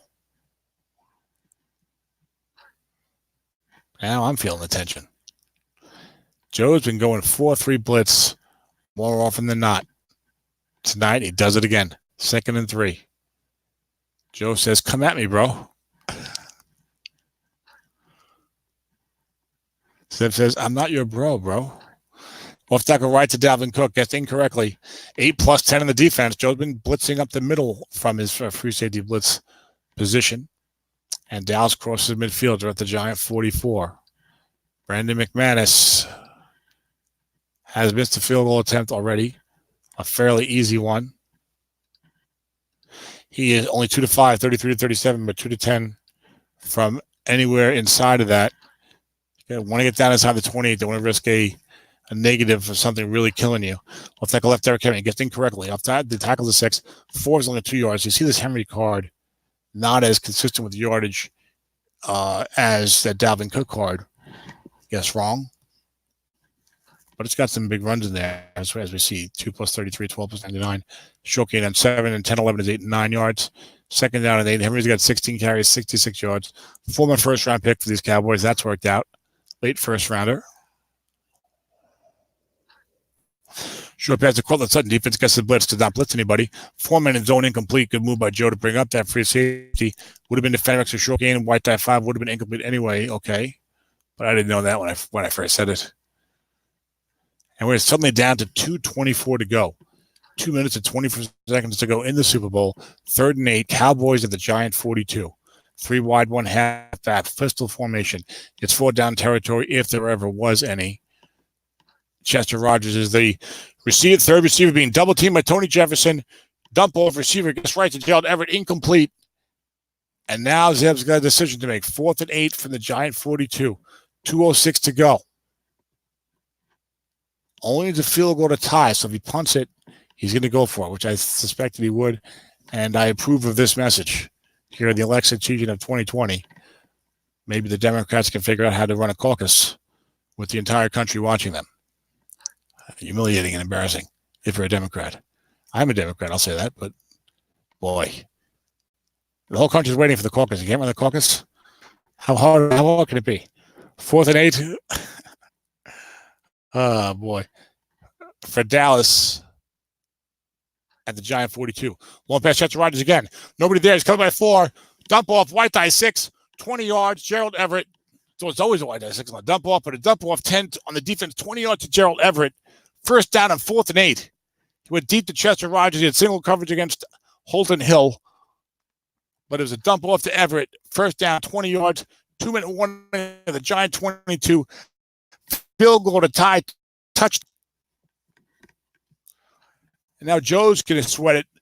But he's got the number one defense in SOMIFA. Only 238 points allowed. Long pass, Gerald Everett again. Single coverage against a 4. 9 incomplete on Mariota's card. Zeb was going for it in a big way there. Wow. Zeb displaying the testicular fortitude with that one.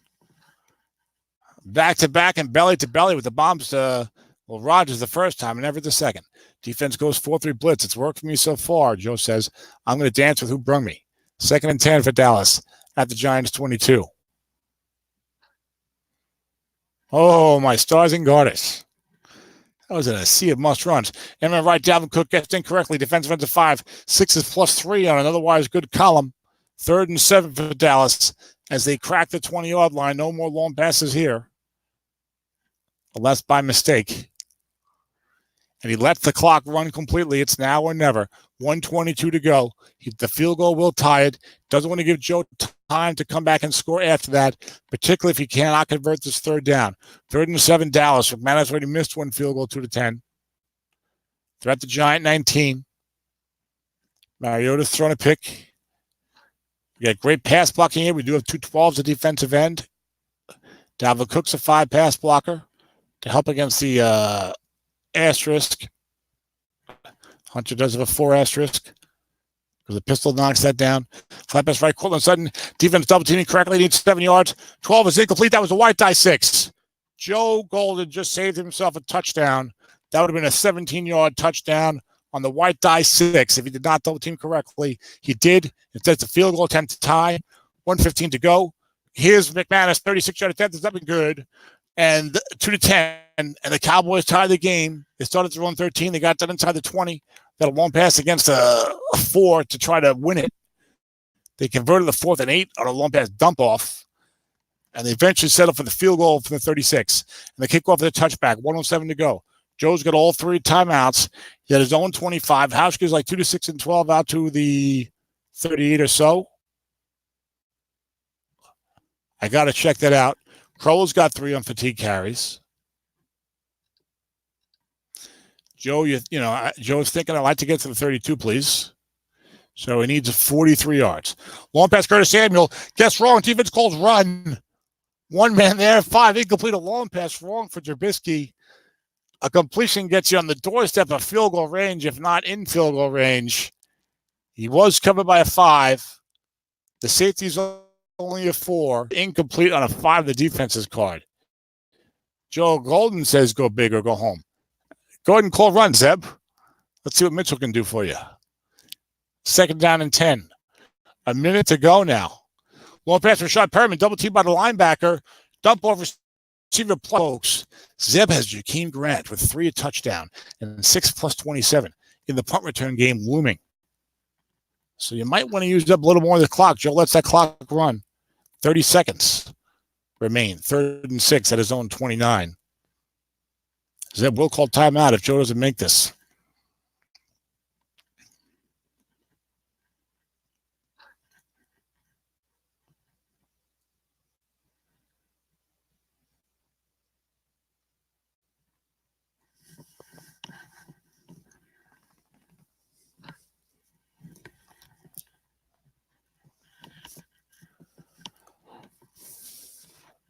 Three wide, 1 halfback, so it's a passing formation. Joe ran the M run from this formation earlier with Trubisky. Left tackle draw to CJ. Inside linebackers a 4. Offensive onside tackle +8. Eric Fisher makes the block. He's a 5 against a white die 4. First down, Giants are going to call timeout here, most assuredly. They're at their own 37. And it's going to be the Giant offense trying to win it here. With only 22 seconds left, they still need a good 31 yards to get into the old good field goal range. Hauschka is 2 to 6 and 12 out to only the 37. So 26 yards to get to the 37. You got 2 timeouts. You'd rather get 31 yards to make it a 2 to 8 kick. But Joe will settle for any attempt right now. 22 seconds left, 2 timeouts. Isaiah Crowell in the game. Flat pass left to Crowell. Defense double teams Perriman. Linebacker in zone. Extra short gain.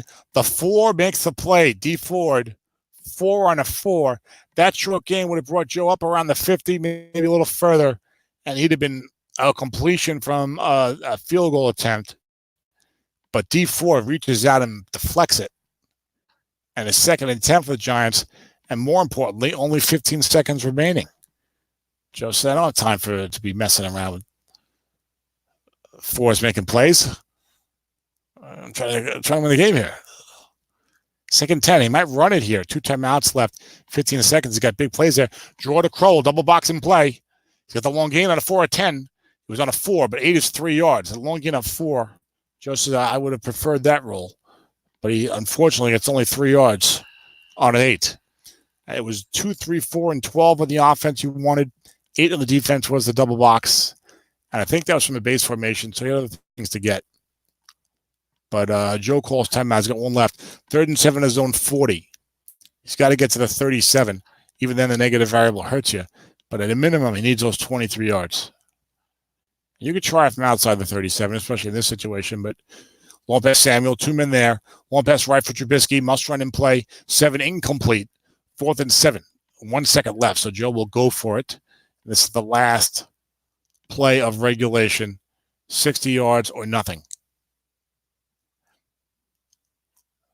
Maybe you can get... Question. I'm the only broadcaster. What is the question?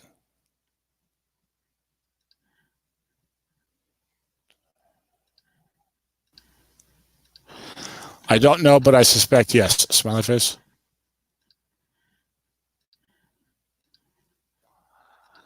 Sableto has the SOMIFA Super Bowl ever gone into overtime before? Joe says, hey, let me just get a 60-yard TD and we won't have to worry about it. That's not what Joe said. But I do not know the answer to that question. If only we had Michael Reeves and a crack team of SOMIFA/SSFA researchers.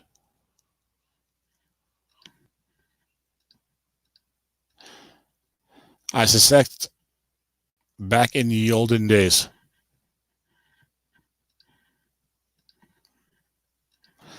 All right, 4th and goal from the 7 for the Giants at their own 40-yard line.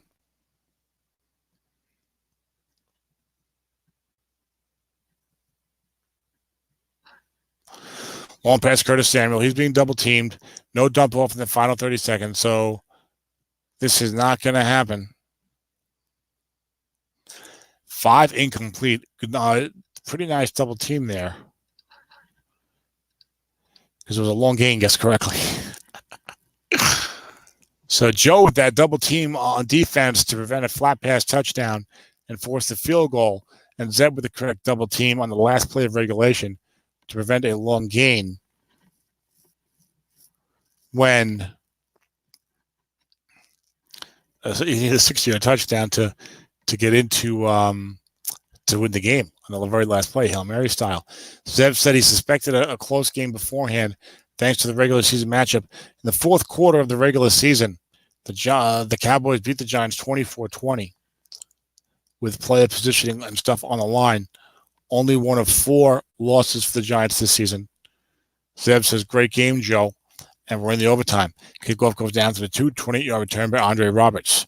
1st and 10 Giants on the 30. In case you're not familiar with overtime, in the modern NFL, if Joe scores a touchdown, the game is over. If he kicks a field goal, Zeb will get 1 possession to try to tie him or win it himself.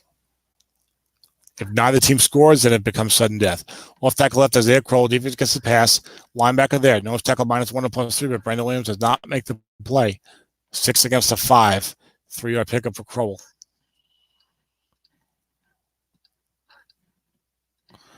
14 carries, $127 for Isaiah.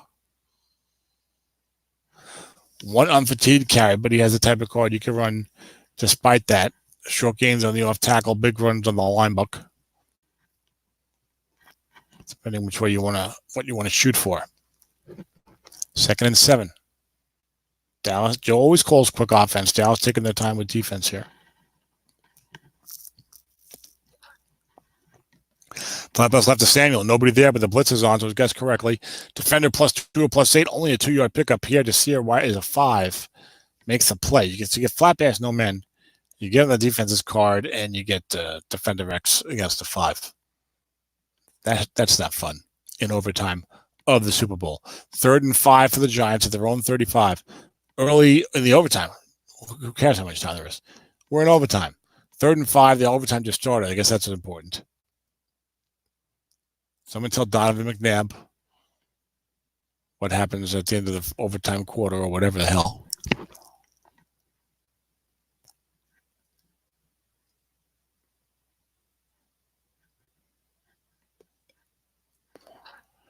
Third and 5. 3 wide, 1 halfback. Flat pass right to Chris Hogan. Linebacker there is a 4. He covered by 0. Receiver gets right 12 yards and a 1st down. Hogan with the hero. Hogan being the hero there. And the Giants are up their own 47. Tell you what, we saw a lot of long pass attempts in the final 4 minutes of regulation after not seeing that many during the game. But you can understand Trubisky and Mariota, and these teams are not really wide receiver centric. More running the ball, flat pass, short pass attacks for these teams. Joe with the defense, number 1 defense in SOMIFA for this year. Zeb always plays well defensively despite this shaky personnel. Flat pass left to Crowell. Defense gets his run. Only 1 linebacker there. That's a 4 defender. -3 and -1. Another 4 makes the play. It would have been a loss of yardage anyway, but the -3. I just thought flat pass wrong against a 4 and you lose 3 yards. That's not fun. 2nd and 13. Nobody wants bad luck now. It's overtime of the SOMIFA Super Bowl. Jersey Joe has been so close to titles. Dennis came back against him. Joe came back against Dennis, but lost anyway in Summer Sprint or Battle Royale. Maybe some other league that I'm not that familiar with. Can he reach up and grab the brass ring as Andy Reid did on Sunday night? Long pass for Rashad Perriman. Double team by the defense. 2 blitzes on. Dump off successful for 6 yards from Trubisky to Curtis Samuel. And the Giants have a 3rd and 7. Moment of truth from the 50-yard line. That was a 1-35 sack, by the way, with the rookie Will Hernandez staving off D. Ford. It was a 91 on the random roll.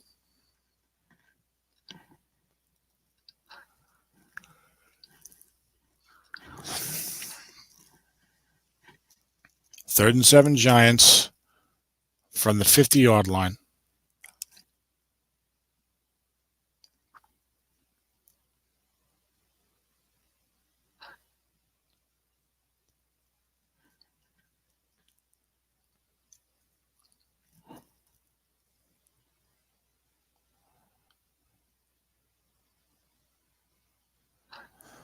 Linebacker draw to C.J. Anderson again.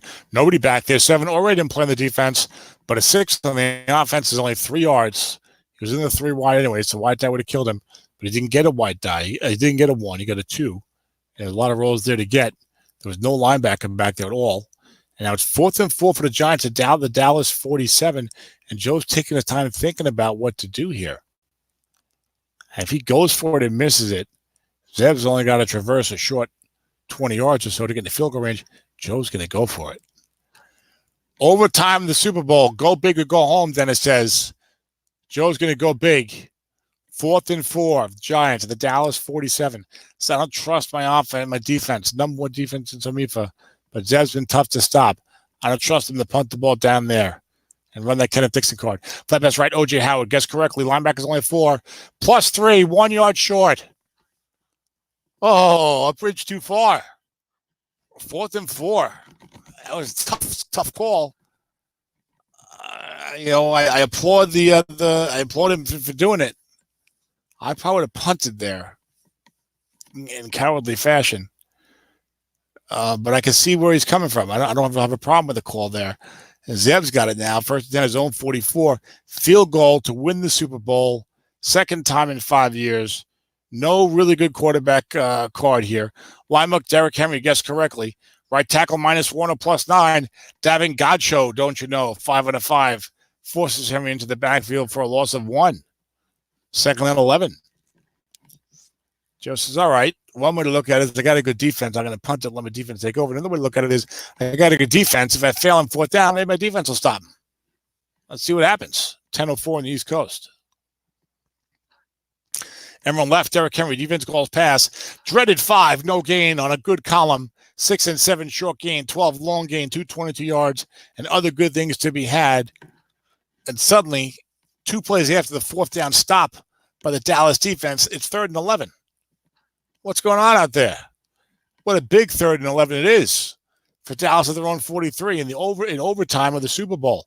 Long pass, Gerald Everett. Correct double team by the defense. Only a dump off will save him, but 9 double team is incomplete. Right, wrong. Well, it would be incomplete on right anyway. Not wrong. Incomplete on right anyway. And 3 and out for the Cowboys. And Joe breathes a sigh of relief. 47-yard punt down to the whatever the hell it is. Looks like about the 10-yard line. It was down to the 10-yard line, and Andre Roberts called a fair catch. And now, folks, it is sudden death now. First safety wins it. Okay, first points of any kind wins it. If you had somebody -7, you will lose because there'll be no extra point. Sudden death. First overtime. My voice is good for at least the first overtime, so don't press it, guys. Like a horse if we get into the second overtime. 1st and 10 Giants at their own 10. C.J. Anderson, we might find out if their running back is. Off tackle right to C.J. No linebackers there. Guessed incorrectly. Offensive onside tackle. Alejandro Villanueva makes the block. 8 yards, makes it 2nd down and 2. The former U.S. Army soldier turned offensive tackle for the Pittsburgh Steelers. 2nd and 2 Giants at their own 18. In case this does go some crazy distance, 8:24 to go in the first overtime, I think there is like a halftime. Not at the end of the first overtime, but I think at the end of the second, I think you do end up at the end of the kickoff. I'm not certain about that. Off tackle right to C.J. Anderson gets incorrectly. 3 yards and a first down. No cloud of dust. We're at the Giants are at their own 21-yard line. CG has 2 on fatigue carries left. Kroll has 1. Trubisky has, I think, a couple of them runs. We might find out what's behind door number 3 in the Giants running back rotation.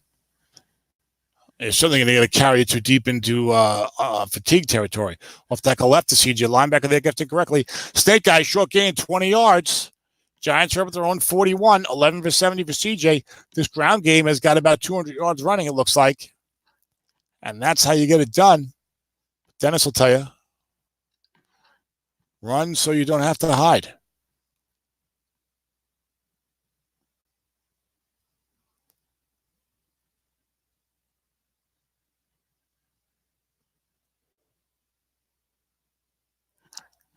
Short pass, O.J. Howard. Defense double teaming elsewhere.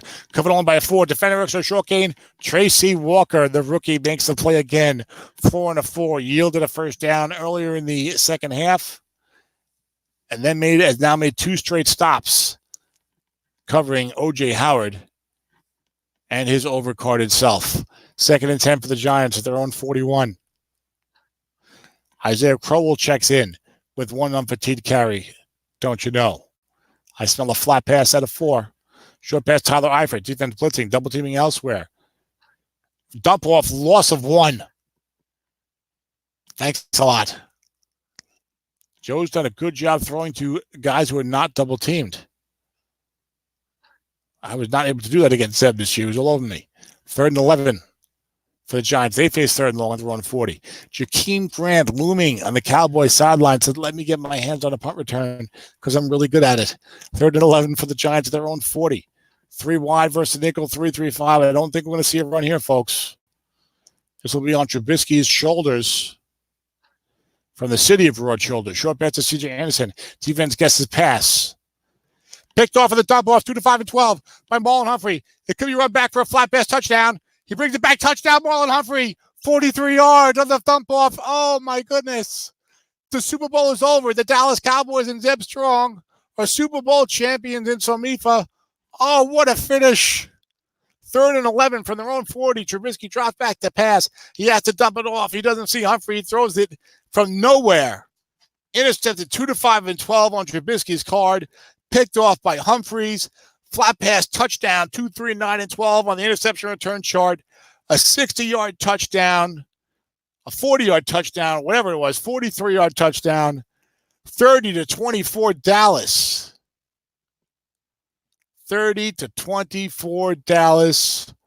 How about them Cowboys? 3 picks for Mr. Trubisky. Got his team to the Super Bowl. Couldn't get him to win it. What an amazing ending. What a SOMIFA Super Bowl. What a season for Zeb Strong and Joe. No doubt about it. Wow. I can't express it enough. We'll see if Zeb comes on the broadcast. Now, understandably, he's talking with Joe Golden now. A great coach game. These guys were coaching great on both sides. They were all over each other. They were countering. They were making good moves. They weren't doing obvious things. They weren't pressing their luck. They were catching the other guy off guard. They were just really excellent coaching. And Zeb Strong, 1, 2, 3, 4, 5, 6. For the second time in 6 years, and for the second time in franchise history, Zeb Strong brings home the SOMIFA Super Bowl championship. He was 13-3 in 2013 with Josh McCown, the first-round pick, because of the card he had, leading that team to a 27-11 Super Bowl victory over John Madden's Tennessee Titans. And now it's 30-24 in overtime over Jersey Joe Golden Giants. Only Joe's 4th year in SOMIFA, 6-10 year one, 3 straight playoff appearances since, and so close towards bringing home the title. Instead, it's a Super Bowl defeat, but a great job by Joe as well. And what can you say about a team? What can you say about a team that played all year with the left corner 0, with 2 of the 4s in the secondary, with 4s at outside linebacker, with only 5-5-4 on the defensive line, with, some decent pass rush from the linebackers, but, this is not something you're looking at and getting scared of. Then you got Marcus Mariota at quarterback. You got decent receivers, but not great ones. You got decent running back cards, but not great ones. Kenneth Dixon has a nice card, but Zeb preferred to use Henry and Dalvin Cook. They had the great offensive line. 11-5 regular season. One of the best coaching jobs you're going to see anywhere is what Zeb did with this team this year. Playoffs, 30-20 over Tampa Bay at home. 36-28 over Seattle at home. 30-24 over the Giants at a neutral site. 96 points in 3 games with Marcus Mariota at quarterback. Everyone else is saying, oh, I need the great quarterback. I need this and that. Zeb has never had a great quarterback. Zeb had an old Donovan McNabb. He had one good Josh McCown year. So Cam Newton and Marcus Mariota. Mariota had a decent quarter one of those years. But this isn't, this isn't Tom Brady or Drew Brees or somebody out there for 15 years. And you see the success he's had.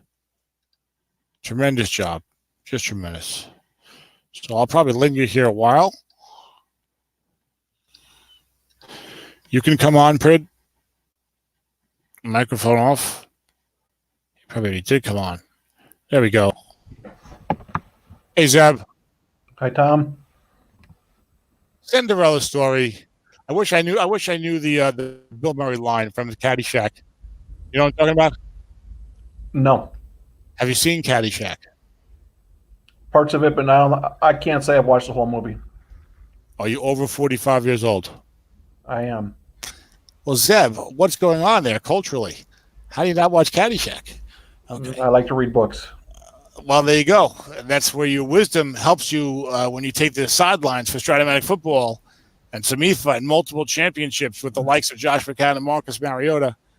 What a game, my friend. What a game. It actually kind of reminded me of a game that I played in a different league a number of years ago. I think I had a 2000 Ravens and I was playing like the 2003 Patriots, and it went into overtime. And I had a game-winning field goal from about the 27-yard line.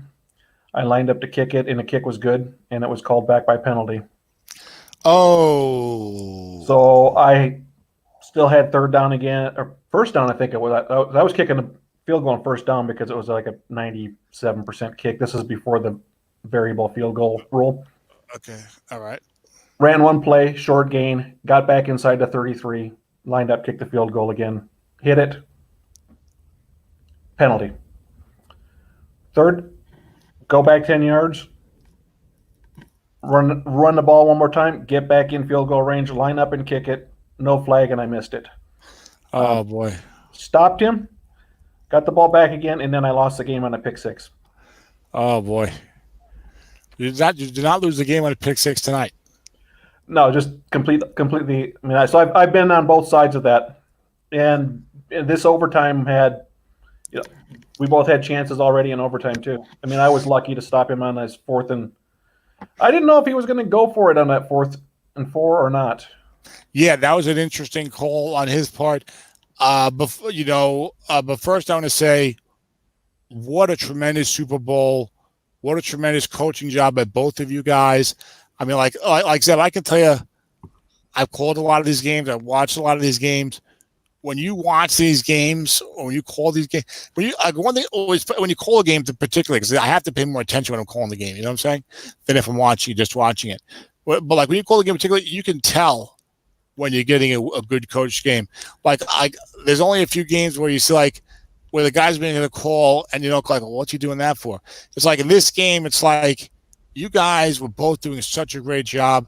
I felt like you were both keeping each other off balance at times. You were making great calls at times. You were both mixing it up a lot.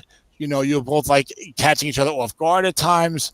You were also playing to strengths at times. I mean, Joe was living with that 4-3 blitz saying, this is what I'm going to do to you, for a lot of the time.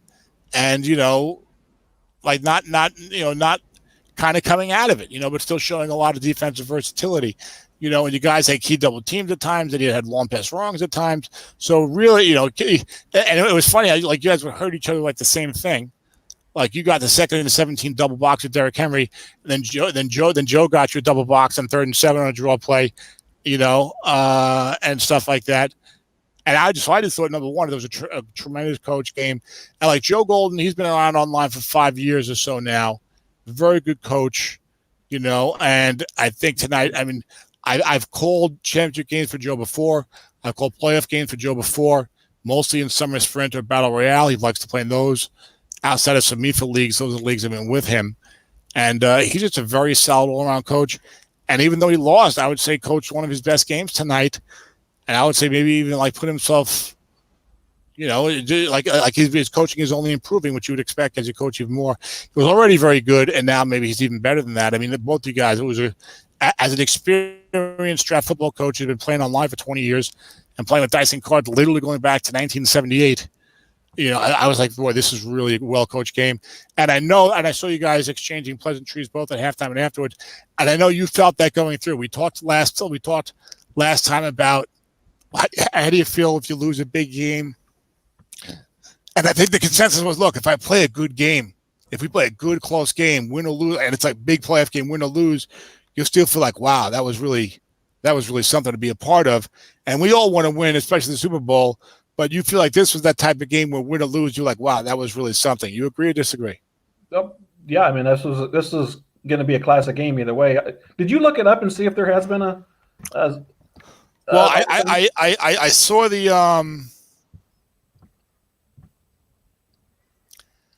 I don't think there's been one in recent years. I know there was some close scores early on in the league. I don't think I record whether or not they were in overtime. But I just think I remember looking back and seeing one. Like this first one was 27-20. This one over here was 23-20. Doesn't mean they're overtime. I'm just trying to find something that might have been. So one of those two might have been. Yeah, I think if someone wants to go to the standings online, that was the 2002 season and the 2007 season, and Ed might have the box scores attached to the standings from the seasons back then. I don't know if he does or not. Maybe 2007, probably not 2002. I was Ron Martin in 02, and it was Ed in 07. So we'd have to check with them. I'm pretty sure we have not had one in recent years because I've been calling a lot of these games or being a league member, being aware of them, if you know what I mean. Yeah. But yeah, those would be the only two candidates. So I don't know. It may be the first SOMIFA Super Bowl in overtime in league history. Well, Ron would probably know about that. He may be the one to ask then. He would. 18 years ago, but you might still know. You know what I'm saying? So to me, and it was interesting there. I was feeling like you had the advantage of having a better third running back. You're just starting to think about these things when you're getting into the overtime. Because I don't even know who his third running back was. Because C.J. Anderson and Isaiah Crowell, very fine, very good. Very good. I hadn't seen his third running back. The carries were definitely becoming an issue. I didn't use Kenneth Dixon very much this year. I don't know if you noticed, he has pretty high fumble numbers. Oh, that's what it did. I didn't notice that. Okay. I used him in the first game of the year, and on like his second carry of the season, he fumbled the ball. And then I was kind of gun shy to use him the rest of the year. I did use him a little bit in this one, late. Some as a decoy. I gave him a couple carries just to keep the defense honest, but I think he's up to like 55 out of 1,000 guessed right, which is a little more than I like. It's funny because when you brought him in, I was like, whoa, Kevin Dixon, It's like, because I've been watching your playoff games, and I think we played this year. Yes, you beat me handily. And I'm used to Henry and Cook, and I had forgotten about Dixon. So, but now I know why he was forgotten about, because you don't want to be fumbling the ball. I understand that, especially the way you play. Well, he was there, and I tried to work him in a little bit, but not as extensively as I would have if he was, secure with the ball. Now, let me ask you a question, Zeb. To me, I remember you. Tell me if you remember this or not. I remember you emailing me when we had not been interacting nearly as much as we have recently. Maybe like 10 years ago. Okay. Or at some point I was already doing season preview shows or whatever, I guess, or at least doing write-ups on the forum. And you're like, hey Tom, what do you think of my team this year? Right? And it might have been the Josh McCown year before you drafted him. Maybe you're already thinking of drafting him. I don't remember. And I sent you a super long email, like breaking down what I thought of your team for the season. And you're like, wow, of course. What else am I going to send? A brief email, Zeb? That's not I don't do brief, okay? So, you're like, wow, I wasn't expecting this like super great breakdown. That's cool, blah, blah, blah, blah, I don't know if you remember that. Okay, you did No. not. Check your inbox. Maybe 2000, whatever, many years ago. If you have your emails from 6 or 7 years ago, but anyway, but I had thought of you as because we were doing the shows. And I think we picked you to have a losing record one year, and you emailed us, and you're like, I've never had a losing record, guys. And like I looked at the grid, and it had to be like somewhere around here. You know what I'm saying? Am I sharing my screen right now? No, I can't see your screen now. All right, let me bring that up. Okay, it had to be like somewhere like around here, and like I think we predicted you for a losing record, like both Dennis and me, whatever. And your email was like, hey, guys, I've never had a losing season, a losing record in this league. You know what I'm saying? Then of course a couple years later, I picked you for winning season. Then you had the losing season. I was like, he told me he never has a losing season. I was like, you ruined me there. But anyway, and then I just thought of you as this guy like before you won it with McCann that year, who like always had like not a great team really, but like always went for it anyway, like in terms of like trying to make the playoffs and do whatever you can with what you have, and was always making the playoffs with teams that weren't that great. So this year, right? Did you going to the year with this team? Did you feel in any way? Now I know you probably feel like, look, I'm always going to do the best I can. I'll see what happens. I don't know if that's your philosophy, but did you feel like in any way, oh yeah, this team might win the championship this year? Let's say before the season started or through even like week 8. I thought it was a team that could go deep in the playoffs, and at that point, it's anything can happen. Even before the season started, you felt like this team could go deep in the playoffs. So last year I made the playoffs, and I think I won one game and then lost. I lost to Dennis, but I was close or ahead at halftime, and then he just crushed me in the second half. Okay. I thought this team was better than the team I had last year, but I didn't necessarily assume that meant I was going to go further in the playoffs. I mean, some of that depends on who you're playing, just an individual matchup. It's interesting to me because Dennis and I have kind of learned that we're pretty bad at predicting things. In the last couple of years, we've been horrible, really bad. But I wouldn't look at the personnel. I think Dennis would look at the personnel and say like, oh yeah, this is a really good team that could easily make even the semifinals, much less the Super Bowl. So I mean, I know the offensive line is great, and Mario was great with the flat pass. So as a guy who's won these 2 championships in 5 years, as a guy who always gets the most out of his teams pretty much in SOMIFA, who makes the playoffs pretty much every year, has only had the one losing season very recently in like 17 years or whatever in the league. Break down for us. What do you feel like? What do you see in this team that you feel like made them a strong team that could go deep in the playoffs? Because you can't always compare it to the previous year's team because, what I'm saying? It's like I have a hard time with that. Well, they've looked better than last year's team because, if last year's team dramatically overachieved, I don't remember your last year's team that much. You know what I'm saying? Well, I think the defense was better. I mean, I got lucky with a couple of, 5th and 7th round pick with Corey Littleton and Jayon Brown. That, having the 2 inside linebackers that are good really helped. And honestly, the offensive line and the running back depth, and not even let me include like the 6. I didn't really pick in the draft this year to go for the Super Bowl, except I did pick up Robert Tonyan, and that was sort of more of a win now pick because I liked his. That can't. I thought he would look good on the end of that, right next to Teron Armstead having a 6 blocking and a guy who can go long uncapped. But that can't have been very early in the draft. That was 7th round. Yeah, well, yeah. I mean, that's what I'm saying. 7th round. Who cares if you're picking up a piece for the year? It's not like you're. Well, you know what I'm saying? Even the year that I won with Josh McCown. I mean, Josh McCown was clearly a pick for that year. Yes. The rest of that draft, but that was first round. That was first round, but in the second round, I passed on guys who could have helped me that year too. Sure. I took Teron Armstead. In the 3rd round, I took Brandon Williams, who was I remember emailing you. I remember emailing you complaining that you had stolen Teron Armstead from me because he was like a 0-0. And I stole him from you before you could steal him from Joe Gold, somebody from Nathan or someone else wanted him too. The 2 of us weren't the only ones who had our eyes on him. Yeah, but it was like it was like the 14th pick of the second round or something. Yeah. And I was like, I was not thinking he was going to go that high. He was a 0-0 rookie with not an NFL first round pick. Yes, he was scheduled to start and this and that. And I was like, I can't believe that. I remember emailing you after the draft. I think I ended up with Kyrie Robinson in the third round or something.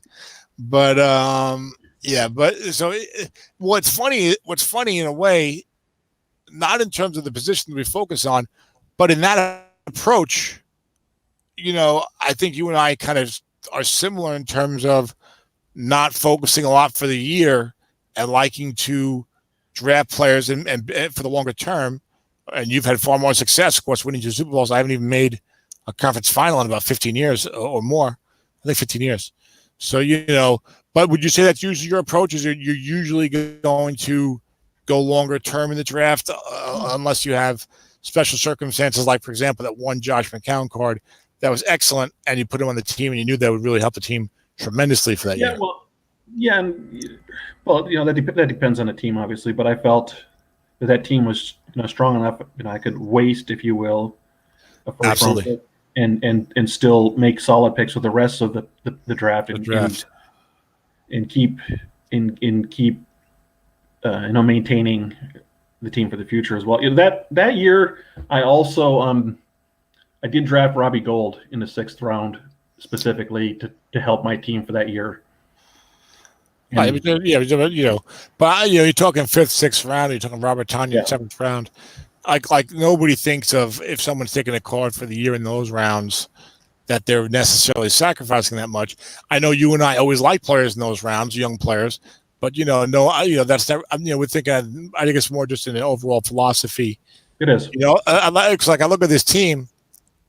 Marcus Cannon. Of course, I remember when you drafted Jason Kelce because I drafted Rodney Hudson. I drafted Rodney Hudson the same year, and you emailed me about that to the draft. We were talking about the 2 centers, like Marcus Cannon, Jason Kelce, Teron Armstead, of course, Mariota and Cam Newton, Dalvin Cook and Derrick Henry, Cortland Sutton, Gerald Everett.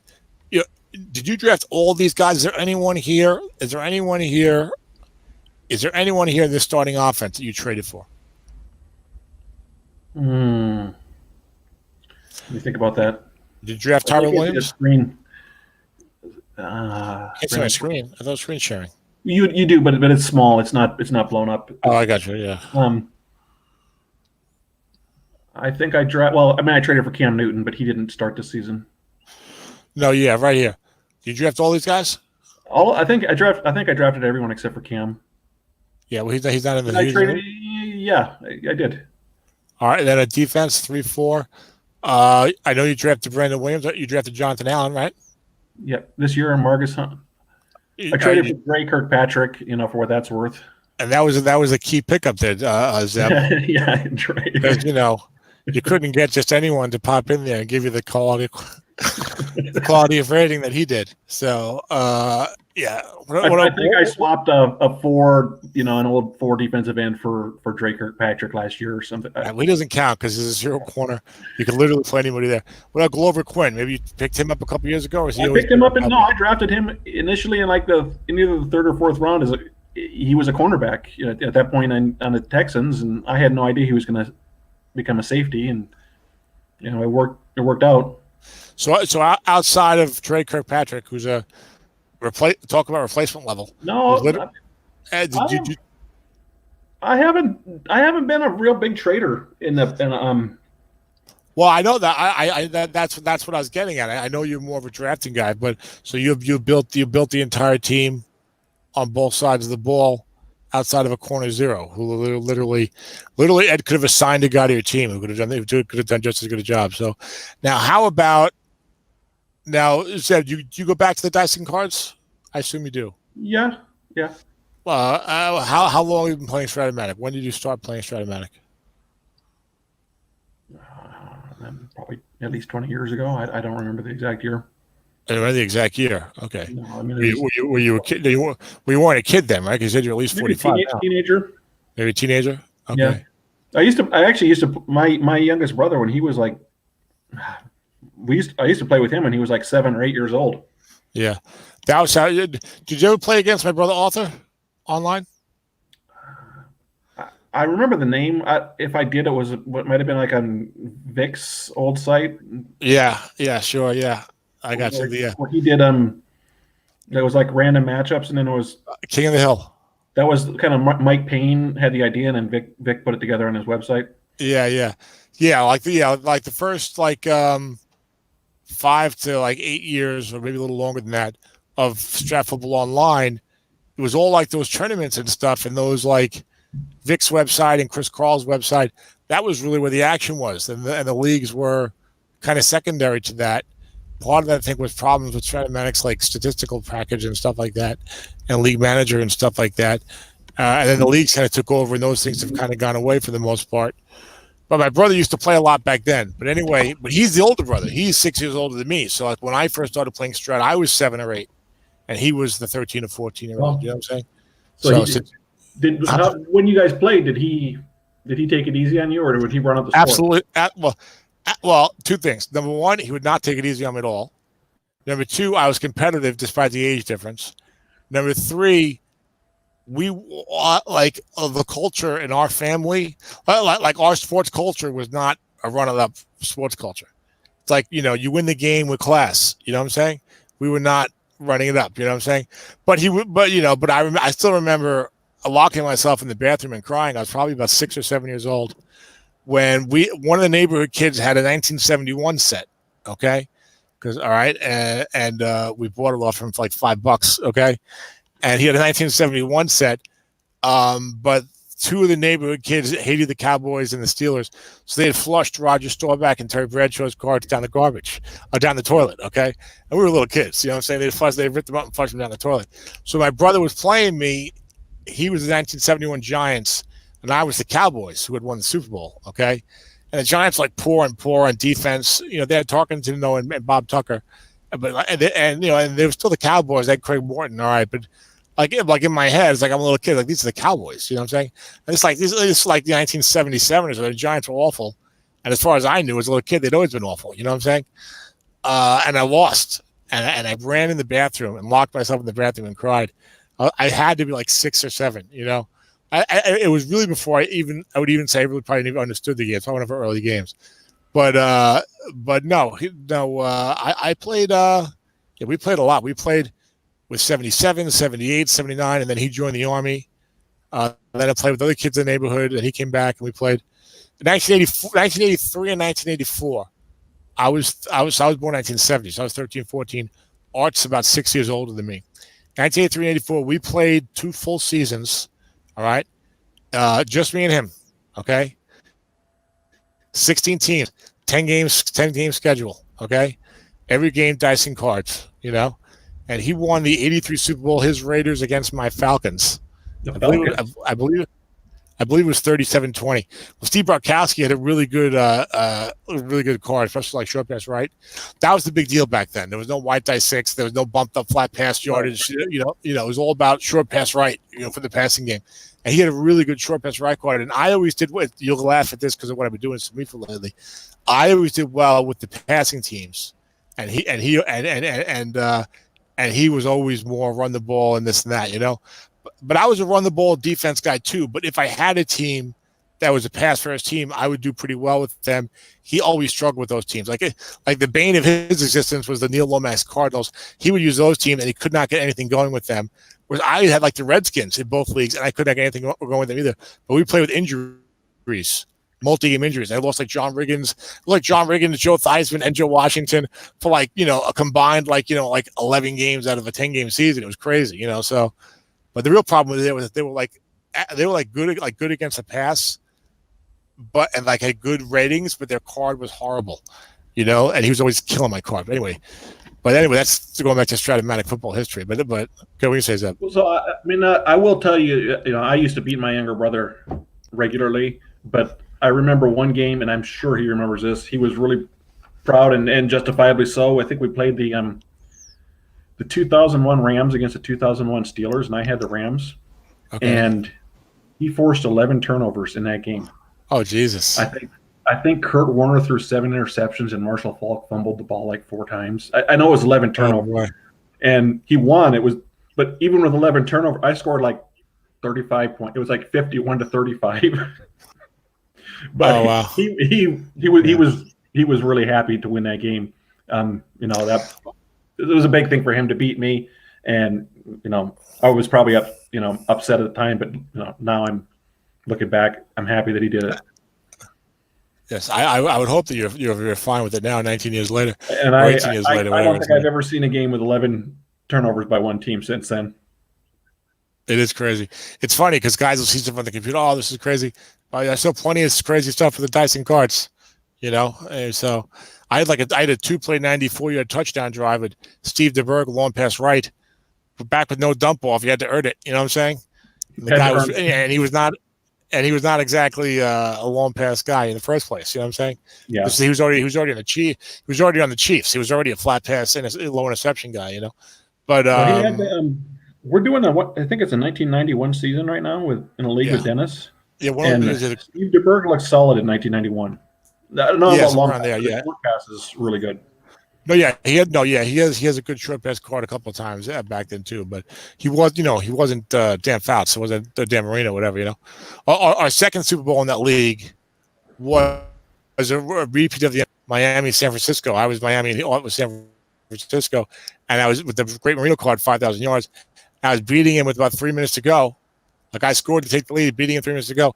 I had to go off to him, and Montana and his Niners came down, last few minutes and got the game-winning score to beat me. It was really, even though I lost, it was kind of awesome. It was like, wow, because it was. I mean, you're going back to dice and card. It was so much harder to get a 2-and offense going without the dump off and without the white die 6. It just was. The passing game was really hard back then. It's like if you completed like 53%, you're like, all right, I'm doing good. You know what I'm saying? Yeah, I mean, did you guys play with penalties? We never played with penalties. Never, ever. I never played penalties until I came online. I do think that a team like that, the 49ers team with a flat pass attack with Joe Montana can be really good with no penalties. Yes. I mean, if you're just picking up Marcus Mariota. I mean, if you're just picking up 5 to 7 yards every play when he's on. I'll mention that to my brother next time I see him as a reason why I lost that 84 Super Bowl. Wow, 36 years ago? Jesus Christ. So, and we remember, we used to stay up all night playing. We would play like, I was like 13, he was like 19. Like Friday night, we'd start a game at like, 8:40 p.m. and we'd go until like 5 in the morning. And we used to play really fast dice and cards. He and I would play like 50 minutes to an hour a game. We just had a rhythm going, and taking, full stats, and not, we didn't keep track of tackles, but full passing and rushing stats and sacks and special teams. So what did you use to keep track of the where the ball was on the field? You play with the board, right? So on the side of the board, there's that yardage thing. Well, we always wound up using like a quarter or something heavier because the little cardboard paper chips would like fly around. Sometimes even rolling the dice on the table would bump and make the ball move from the correct yard line. Yeah, well, I don't know. I don't know. And we just tended to know where the ball was and where it was supposed to be. So if it got knocked, we just go, where was it? About the 37. I don't know. And we just had a rhythm where like we weren't even like, we wouldn't talk about how much time is left, who's going to move the clock, it's like if the ball needed to be moved, whoever moved it first moved it. If the clock needed to be moved, whoever moved it first moved it. And we just had a rhythm going. I guess the defensive guy. That's pretty cool when you played that long. Yeah, well, the defensive guy would probably do the clock and the ball more often because the offensive guy would be writing down his stat. Mm-hmm. You know what I'm saying? Yeah, I'm assuming. Maybe that was not our system, but we never thought about it. We never discussed it. We just did it, So, yeah, we would play 5 or 6 games at a night, no problem. Wow. So, Well, then we go to sleep. Back to this year, this game this year is supposed to be the primary focus here. That's right. I just wanted to mention. Did you look at the offensive line on Joe's team? Let me take a look at this. I know he had a lot of 7s. Every single one of them was a 7. All you do is make me disappointed again about my own teams there because I had a lot of 7s over there. I think I had 4 out of 5 7s. Every one was a 7. If I'm not mistaken. You are not mistaken. Every single offensive lineman was a 7. Yeah. And Joe was a guy, I remember Joe posting in the regular general Strat-O-Matic football section, and I'm almost certain it was him, and saying something like, "Hey, I just joined this league. How do I do? What do I do? How do I draft? Blah blah blah blah."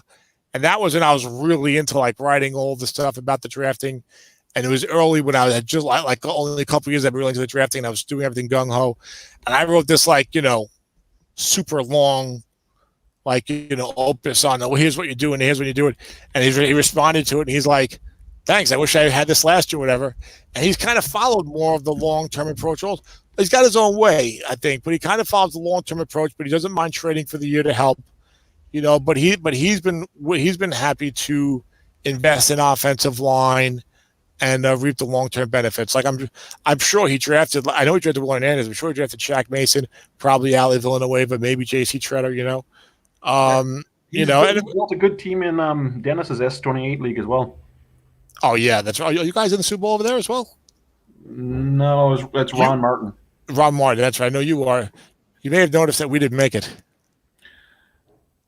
Yeah, I'm worried. Did you watch that game that we played, Ron Martin? I saw parts of it.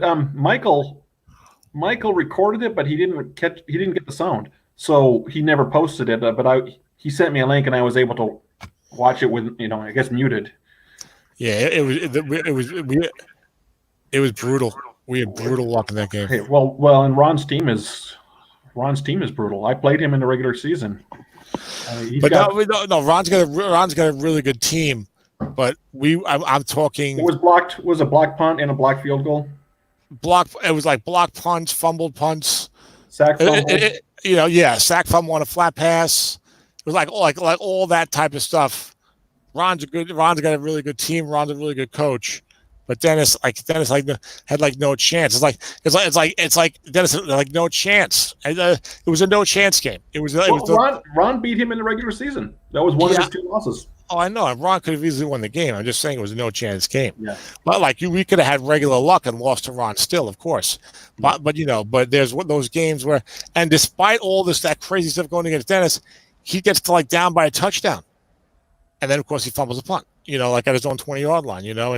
And even then he ended up down by 8 and recovered an onside kick or something with 30 seconds left. Anybody else would have lost that game by 21 points. Yeah. And Dennis was still somehow able to be there at the end. I've got a lot to learn from you guys, Zeb. I'm not getting the job done in these modern leagues. In the old seasons, I'm doing fine, but I'm not coaching well in these modern leagues. I got to figure out what I'm doing wrong here. Well, it's easier to be a good coach, and you got 4 7s. I have 4 7s, I think. I had 4 7s, Zeb. And you have me? And Trubisky had 5. Yes, I had 4 7s. Did you? I had it, Zeb. How many times? Well, how many times 20, 23 or something like that. That's not bad. It was killing me. Yeah, but probably 10 of them were in the first 4 games. I had an early season game where I was like, oh, I got all my 7s, I'm good to go. And Ron wasn't even blitzing and sacked me 4 or 5 times, and I was getting so mad. I was getting so. It was like a 7 on an 8. It was it was a 7 on 8, which I think is a 6.51 sack, and second 9. It's second 9, and we owed 23. I'm like, I was cursing, and I was really angry. But I got to run the ball more. I got to have more balance. If you run the ball more, you're not going into these sacks and interceptions as often. But I'll watch this game. I'll watch these games. These guys are throwing plenty of passes. You know what I'm saying? They're throwing plenty of passes. Guess right. Even the Super Bowl tonight. So I don't know. I don't know. This is more of a. There were more turnovers in this game than I think than in the average games I've played this year. Yes, absolutely. We also there was a sequence in the third quarter where we were throwing interceptions back and forth. Let's not forget you were down 21-7 and came back to win. That touchdown drive you got before halftime was huge. Yeah, and didn't he have Andy Reid-esque up? That's right. Didn't he have the ball up? That's right. Didn't he have the ball up 21-7 and maybe have a chance to go up a little more or no? I'd have to go back and look at the Yeah, me too. Yeah. I think but then you were down. Yeah, that managed to work every last second off the clock. Did you notice? I saw you mention it to Joe in the post game talk. Did you notice why you had to settle for a field goal in that last possession of regulation? Well, if you had a good double team, it would have been a touchdown pass to Cortland Sutton on that 3rd and 7. Exactly. That's what I was saying. Yeah. That was a white die 6-12. If he does not have a proper safety double team, you're in the end zone. I was like, whoa.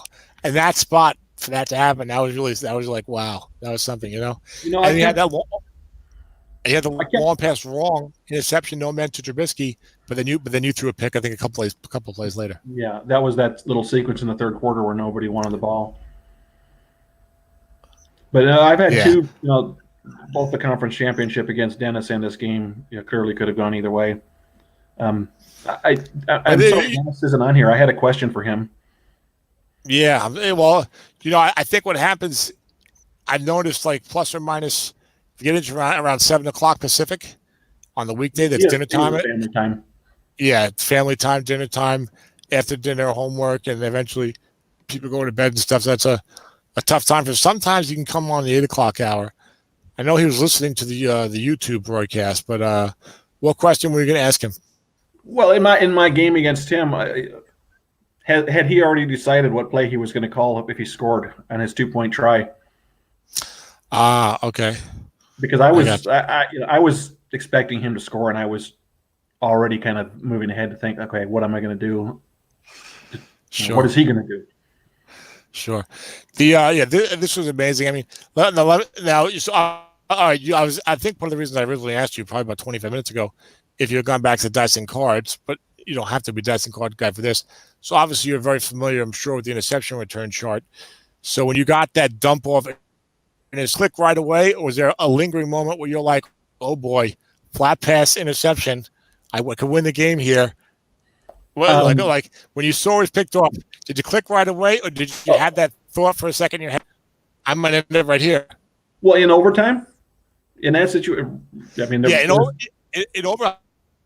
Return it. I'm just saying, in overtime, but you didn't even allow your brain to go, oh my God, possible flat pass touchdown. No, it was just that was click right away. Yeah, I would have had a linger click. I would have been like, oh my God, flat pass. Oh my God. Either way, I've got a good linger. Wait for the right moment. Think click. Of course, but I'm just saying, the best touchdown. Yeah. But I mean, I was worried at one point. 8 out of 36. He forced me into a 3-and-out, and at that point, a field goal would have won the game for him.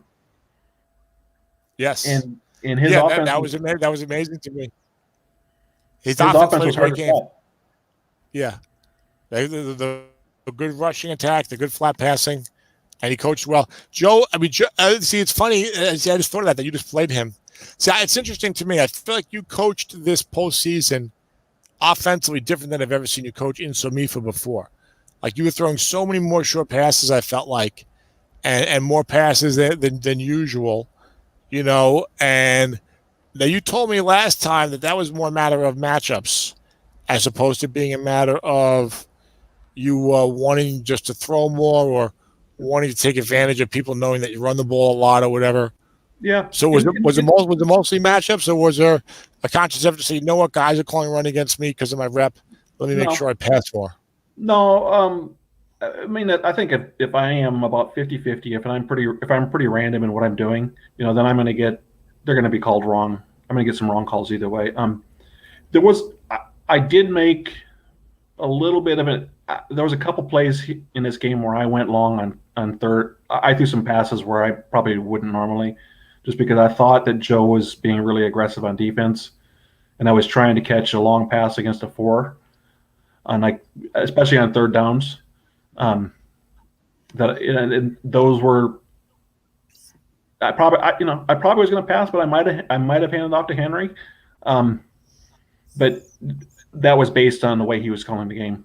And then it turned out he correctly double-teamed Chester Rogers once I tried it, and then again he correctly double-teamed Gerald Everett when I tried it. So he really sniffed that out.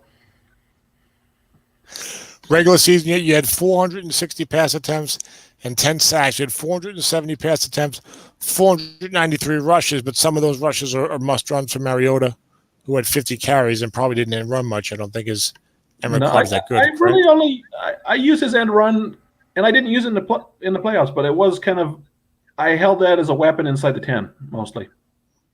Sure. So it was about it was a little more run pass, but it was about 50-50, like you said. So but I was going to say, did you notice? Did it seem to you? I have to go back and look at it in this game that Joe ran the ball a lot on 3rd and long. Yes, but more in the second half, I would say. Well, I don't know if the second half is right, but it's like you hit that double box against him. He's like, you know what? I'm gonna do this. He's like, let me do that. Yeah. Like, you know what? That looked pretty good. That looked pretty good. I'll go for it too. And maybe part of that is a desire to go for it in 4th and short. I don't know. But at least me worried. It was 3rd and 7, and late. And late, I think it was in overtime just before he went for it in 4th. And I was worried about O.J. Howard, and I really wanted the linebacker double team him. And I was on that play. I was back and forth. Like, do I? Like, I know he's going to run it. He's been running it, and he did run it, and he only got 3 yards, which was just enough to lure him into going for it in 4th. And I think I don't remember if that was the play. You had either totally vacated looking, or you had a guy there, but he had rolled a white die 3, so he was beating your containment there. No, I had vacated it because I was.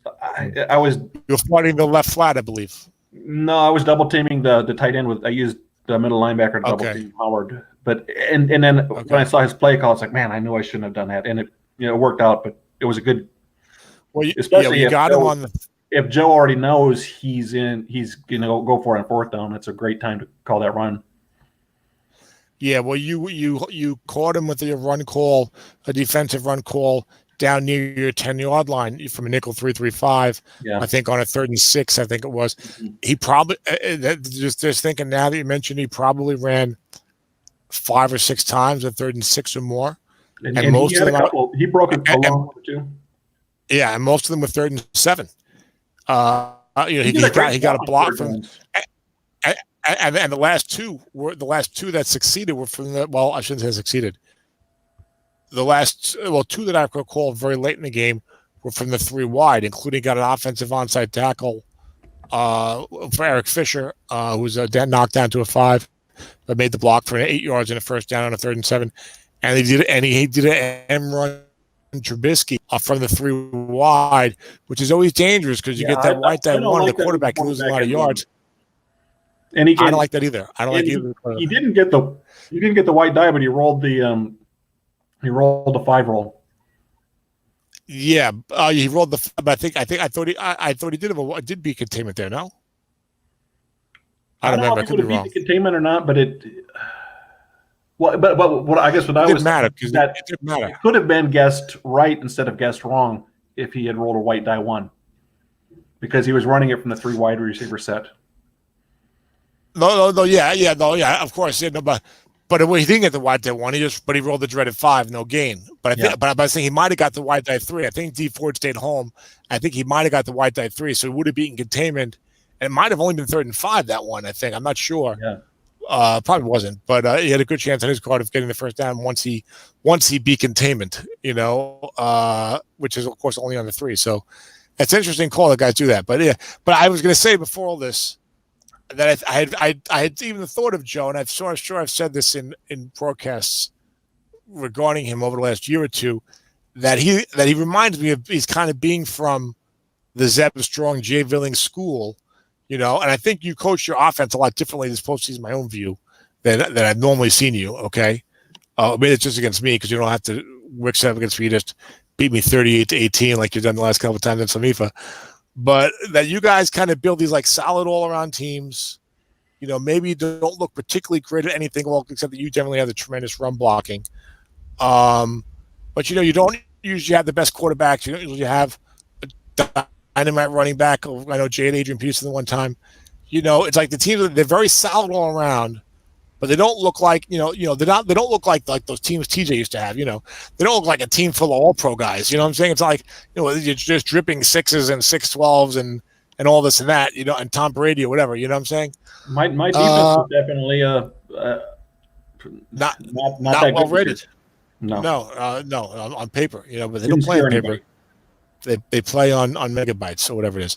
But so I think of Joe as being from that school, and they kind of play like this kind of like a straight up style, like you're not doing anything crazy, and you just like it's like a solid all around football style, and it's like a fundamental style.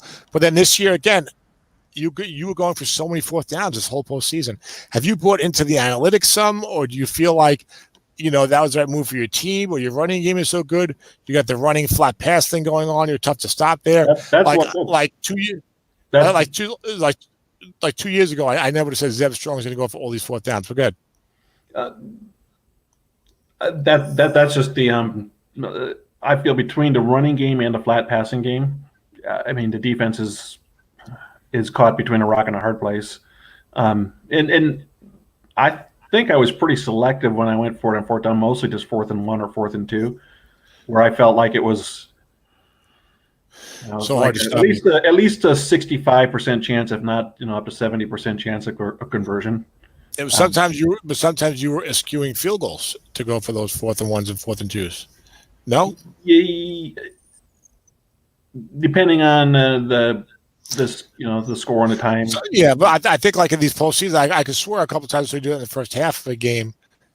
It was maybe even like at the 23-yard line, even a 2-10 kick, and you're like, no, I'm going to go for it, And I was like, boy, this is a different Zeb. Like the old Zeb, I would have said, would have been like and part of that thinking of the sort of the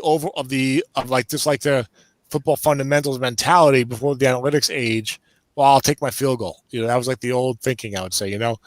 But I would like to see. I have to look in the file. Your percentage on fourth downs this postseason had to be crazy. I mean, I don't know. Did you ever fail? I'm sure. Let's see. Well, give me a second. I should have bring it up if I exit the. So I was 5 of 6. I was 5 of 6 this postseason. The entire postseason, including tonight. Yeah, and my opponents were 0 of 3, which is nice. Well, yeah. Well, but of course, when you're winning, you're going to get them going for a fourth down near the end of the game sometimes. Well, but they only attempted 3 times. Yes, and that's why they lost. Yeah. They were too conservative. They're going to be more like Zeb. Well, they were 18 of 34. They were 53% on third down, which is probably why they didn't have to go on fourth down. I suppose. Huh. So Joe was 6 of 12 on he was 50% on third down. That was a sore spot for me all night. I could not get him off the field. It felt like probably at least 3 of those being on the ground. And he was. Did you see his offense in the first half? He was averaging, I think, over 10 yards of play in the first half. Well, he had those 2 big runs from Isaiah Crowell in the first corner. That you get a couple of huge runs or huge passes. Your average replacement looked good. Brandon Williams got tired. He looked really slow in this game. That's what I was saying about Marcus County. He missed a couple of blocks there. I think early on, but he's fatigued. So I was trying to run behind Brandon Brooks more. Yes, he's the flawless Brandon Brooks. Yeah, he's certainly on the he's certainly SOMIFA first team postseason right guard. For the all postseason team, if we had one, he would be certainly the 11. He had 11 run blocks for me in postseason. Nice. Yeah. It's so nice when you have the 6s there and you just got to be like, I don't have to worry about it. I'm not sweating it.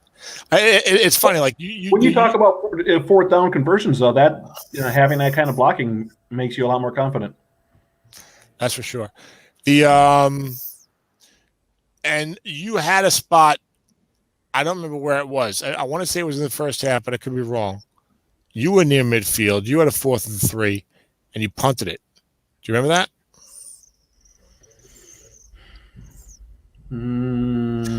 Maybe you don't. I have to go back and look at the game log. The 4th and 3, I don't feel as good about that. with as I do with fourth and one or that extra yard makes a difference. Yeah, it was probably here. It was probably third quarter. You were at your own 46. You had gained 7 yards. Yeah, it's probably 4th and 3 there. Now, so let's talk about Joe. I had no problem with Joe going for it there in the overtime, No. but I was also a little surprised just because, Joe's defense played great all year. He had the number one defense in SOMIFA this season. He won on defense. He only gave up under 15 points a game, but he was like middle of the pack or even slightly below average in scoring in the regular season. So, I know it was funny. There were turnovers, but this was an offensive Super Bowl where you guys had a lot of problems stopping each other. Do you agree with that? Yeah, I mean, his Trubisky is almost as good as Mariota on the flat passing, and Yeah. you throw in the two running backs there. It's kind of like playing against myself. Like you got to pick one and just hope you can get a couple stops. Dennis and I have spoken a lot in recent years about getting big plays and whatever, and I have said, well, in the morning game, I don't really need them as much. But Dennis, of course, is obviously one of the very few best coaches out there. He doesn't like when I say he's the best coach out there, so I'm trying to find another way to say it. Okay, Dennis is certainly pretty much the most successful coach out there. You could pretty much say, okay, and he likes to throw the ball down the field. But tonight you had guys who it was a flat pass running the ball teams, and had tremendous success. Getting here with quarterbacks who weren't that great in the first place. I think Joe had 202 yards offense or something in the first half. So I don't know. Do you feel like in this with the modern rule set, the SOMIFA family of leagues, the average defense, if you have that type of quarterback card and a good running game, who needs to throw the ball down the field much at all? No, I think you've got to be flexible. I think you've got to be able to at least have a threat, especially if somebody's got a 3-4 defense and they can bring up the free safety and are jamming two flats on you. That stops drives in a hurry. Yeah, I mean, I think you've got to like if you look at my wide receivers. I mean, they were. I've got two guys who at least can they give you the illusion of a threat of a long pass. Yeah, but it seems to me like you were doing something that I try to do sometimes, is that you are looking for the big play in the short pass receiver reading, as opposed to going for the bomb. Again, depending on what. More so in the other playoff games than tonight. Yeah, I got one early in this game. The first touchdown was it came off the defensive card, but it was a long. Yeah, that's right. You get box scores, long game. And then in your 3 playoff games, you threw 73 flat passes, 37 short, 10 long. So pretty much, I think that's kind of a pretty normal distribution. I mean, that doesn't seem like a lot of. It doesn't seem like an unusual distribution, I would say. You know what I'm saying? I think a lot of teams would probably break down that way. Yeah, I mean, even with a good flat pass quarterback, I'm trying to make the defense defend all the whole field. Yeah, when they're bringing that. And honestly, I made maybe one call I may be questioning myself on, and it worked out, was late in the game. It was 4th and what? I did go long to Chester Rogers twice in a row. He doubled him correctly the first time. The second time, he didn't double him, and I hit a dump-off pass. Yes, I remember that. That was huge. Well, was that your 4th and 8? That was your 4th and 8 with a 20-yard dump off. Was that the play? Yeah. Yep. That's right. If you don't convert that play, you lose. Yeah. Was that Brandon Brooks throwing the block? No, I didn't notice. I think that was one where he needed a linebacker. Yeah. I think it was a line because he was doubling. He wasn't really blitzing. I think it was a linebacker type of deal, which could have been a Brandon Brooks situation. But yeah, so I mean, Yeah, it's funny. I mean, these games, Joe had the Trubisky interception in the end zone, but then he had the Kroll big runs. You Right had the after missed, that. you had the missed 2-10 field goal. But I guess it's still got it. I should have gone for it on fourth down. That's right. See, but no matter what it was, but I don't know. Like Dennis always says, Dennis has a lot of different theories that he says, and they all make sense, I guess. But a lot of them tend to have counter arguments to them as well.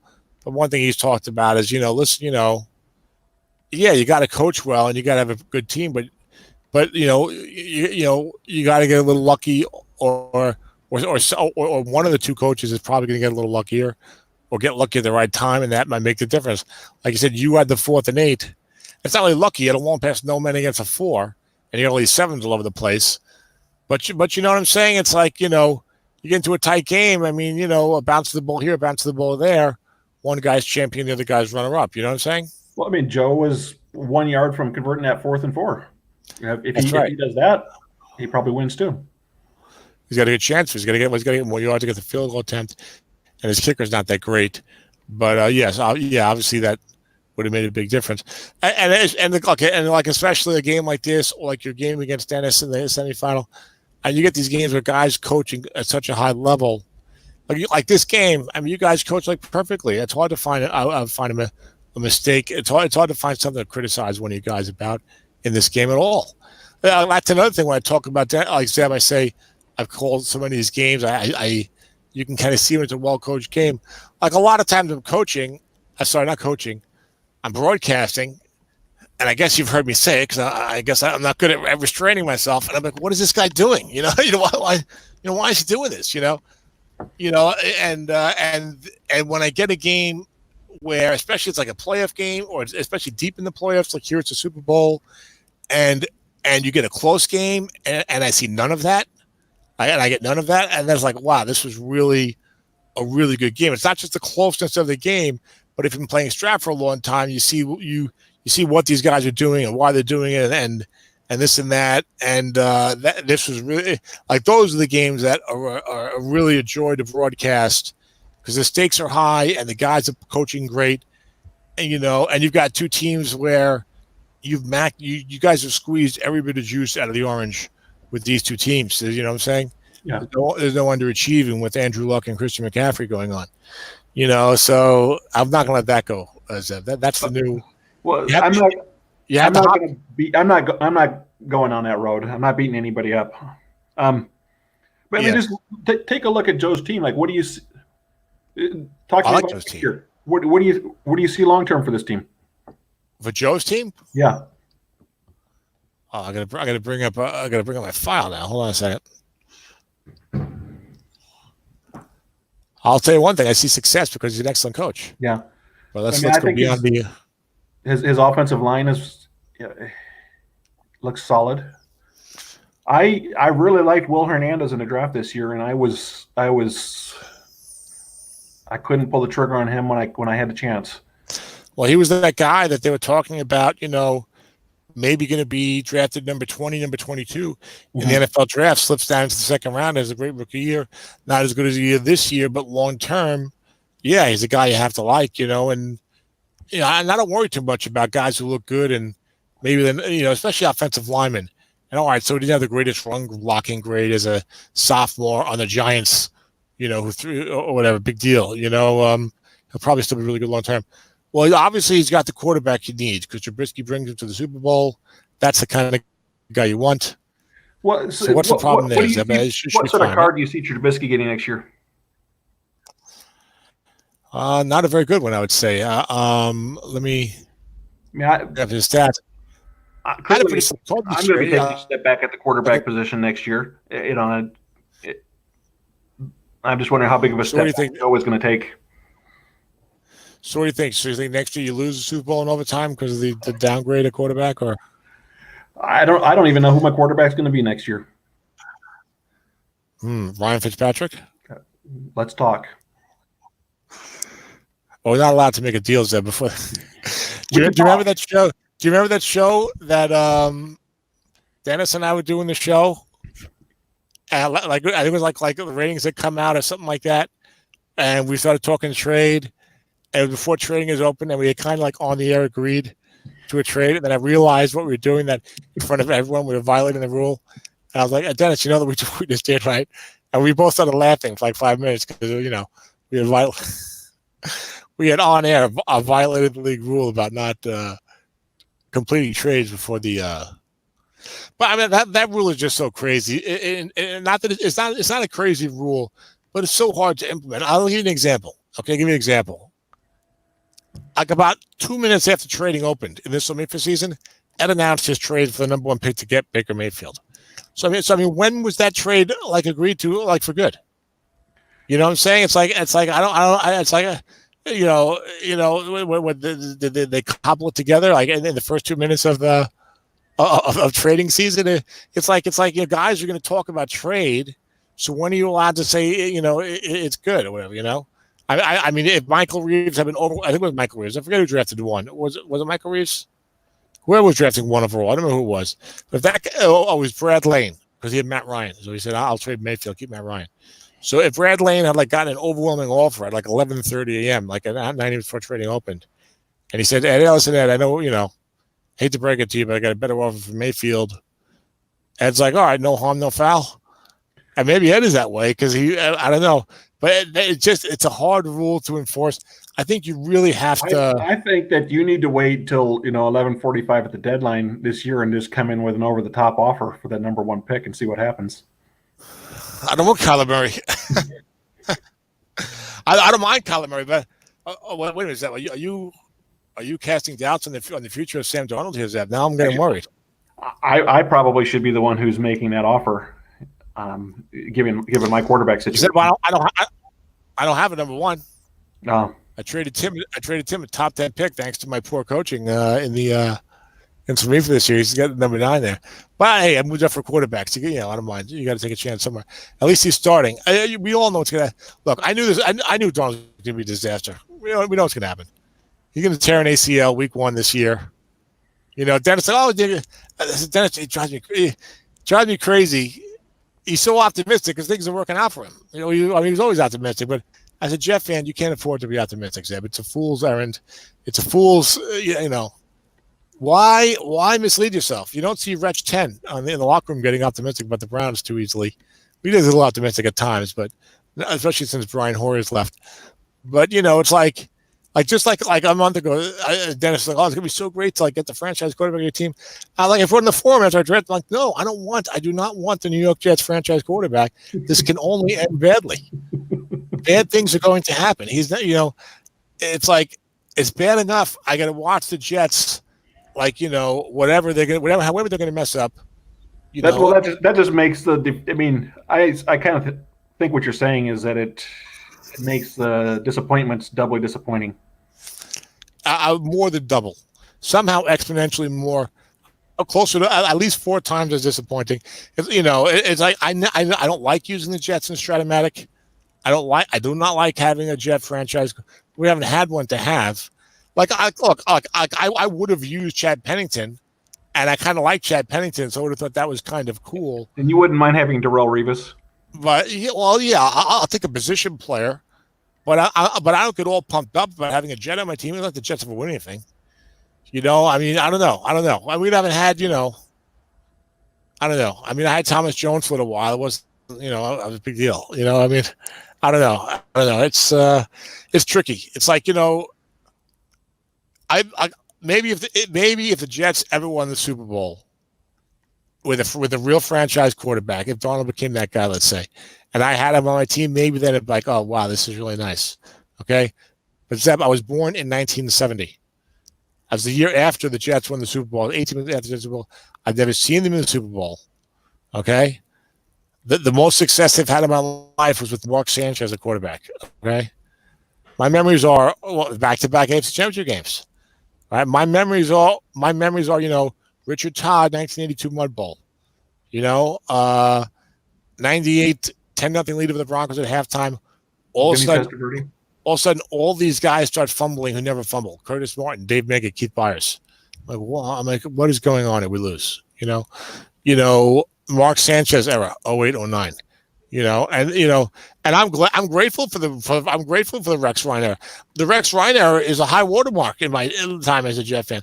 I didn't even realize until recently that we hadn't made the playoffs in 7 years.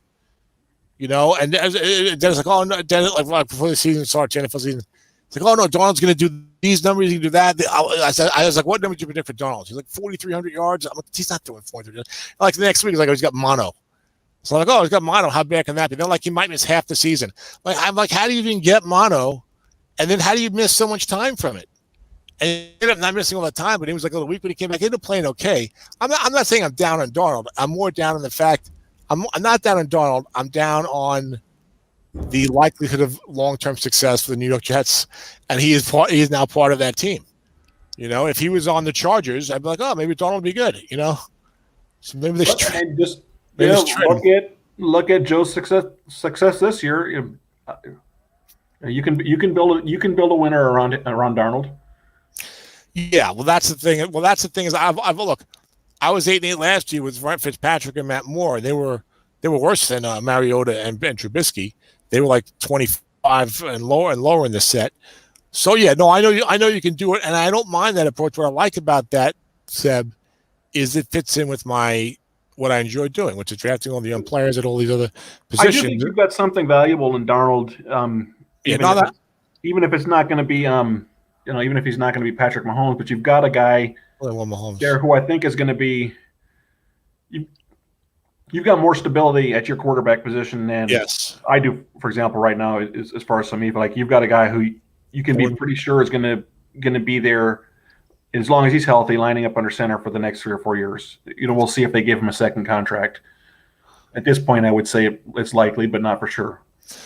Yeah, no, I'm just kind of like I'm not woe is me about Darnold. I'm fine with his performance this year. I'm just like I'm just down on the likelihood that the Jets are ever going to really go someplace major.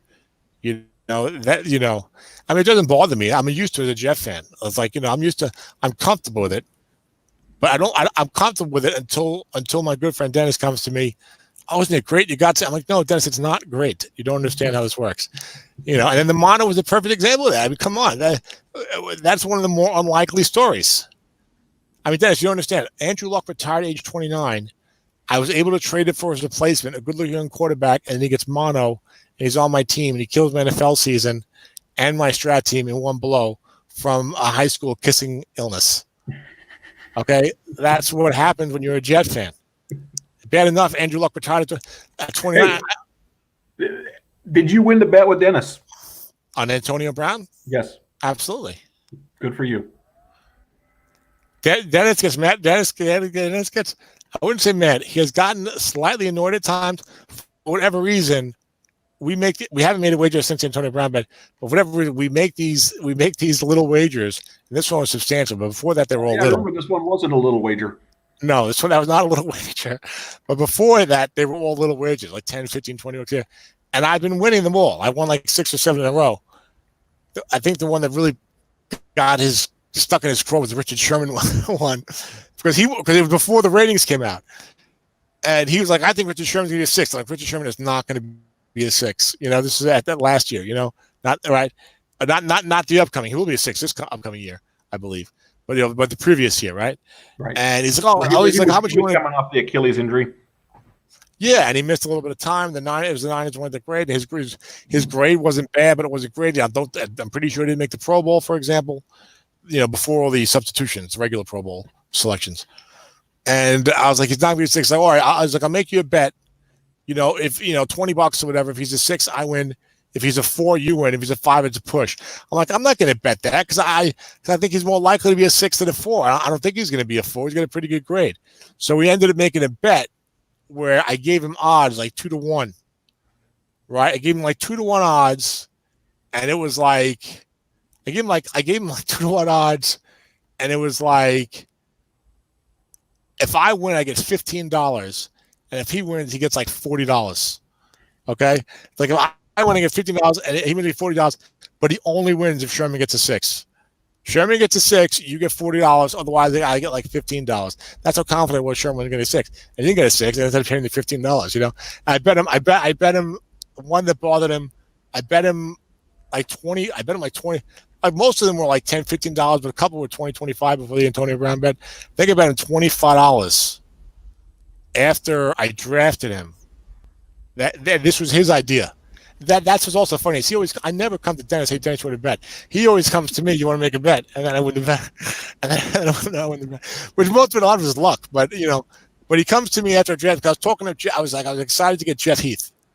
I was talking to Jeff Heath. So I'll bet you $20 or $25. Whatever. I bet you $20 that he's not going to be a 5 anytime in the next 3 years against the pass. I said I'll take that bet. He was a 5 the first year. It's a 5 the next year.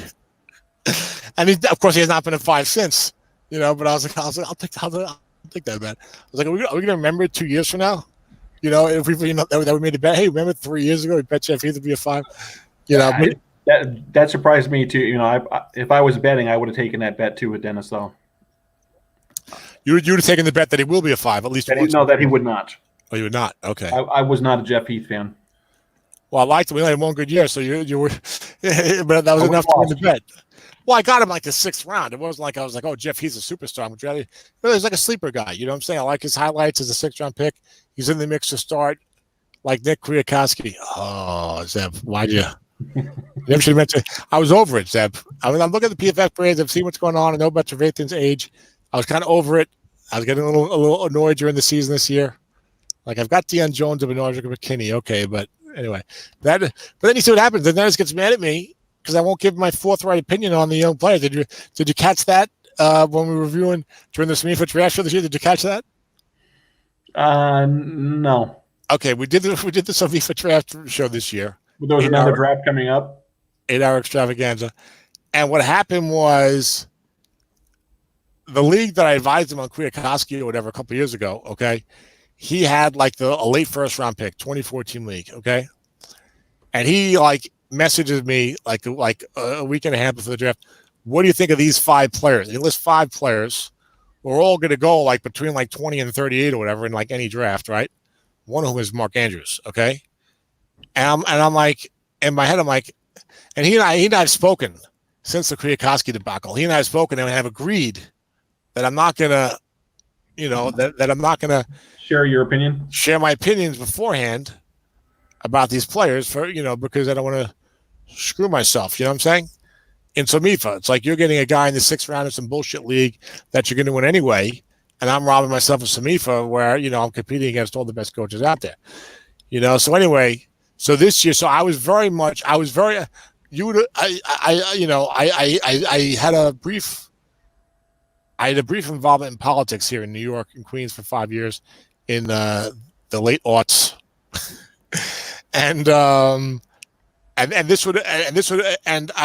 but I like to speak my mind, which doesn't always work well in politics.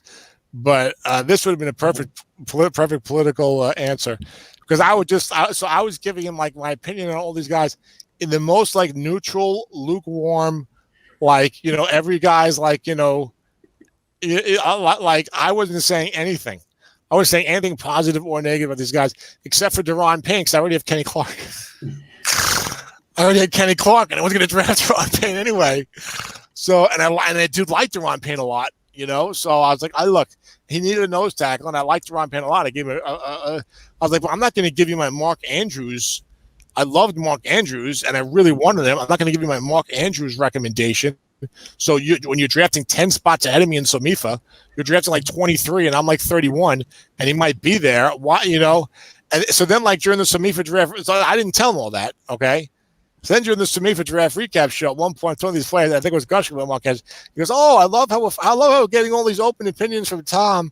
I'm asking him like a week and a half ago, and he's like, oh, I don't know. He's like, I knew you were holding back. I'm like, Dennis, you're putting me in an impossible situation. What am I supposed to do there? Yeah, Mark Andrews is great. Draft him ahead of me, 8 spots ahead of me in SOMIFA, so you can have a great tight end and I can't. What am I? You know what I'm saying?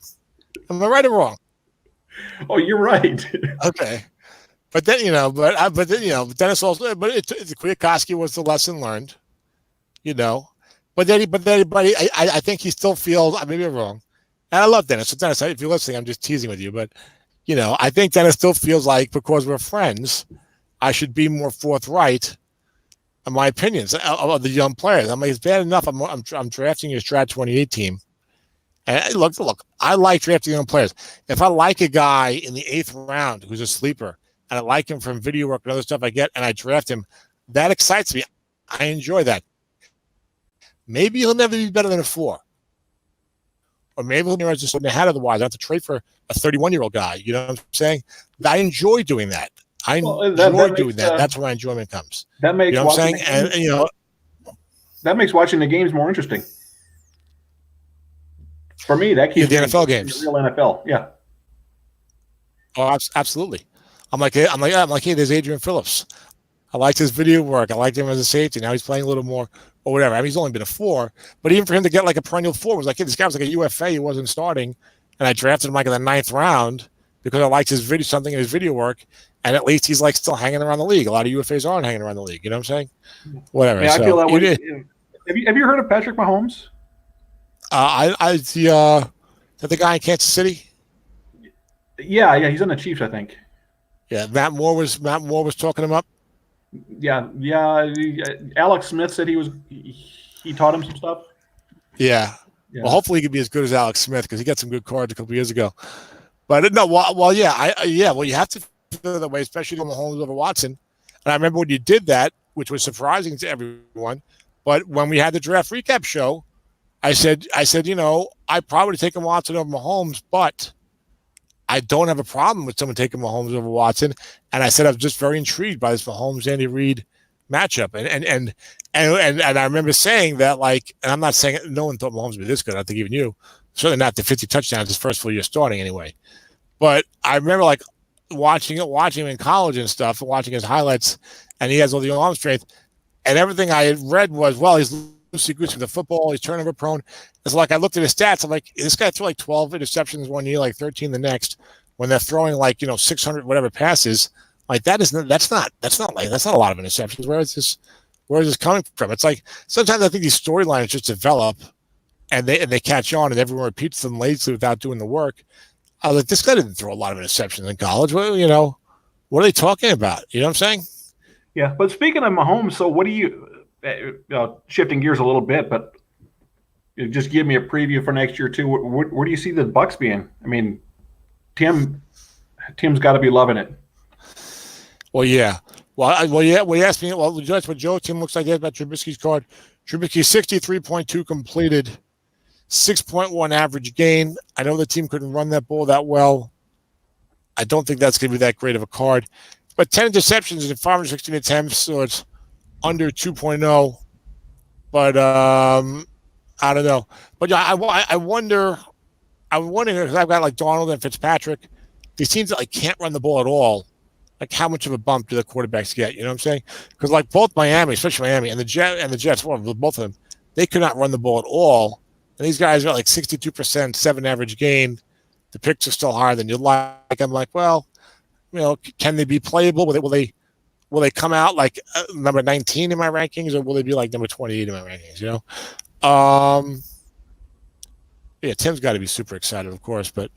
I think just comparing the two teams, Joe clearly has a better structure built around the quarterback as far as defense and offensive line, running back. Well, he's not going to have C.J. Anderson next year. Well, it's funny because Joe never drafts receivers really, okay, which is fine. But the line and the defense, but he doesn't have anybody really at either running back or receiver, or permanent. Yeah, Samuel had a decent year, I guess. So you're right. Chris Hogan's.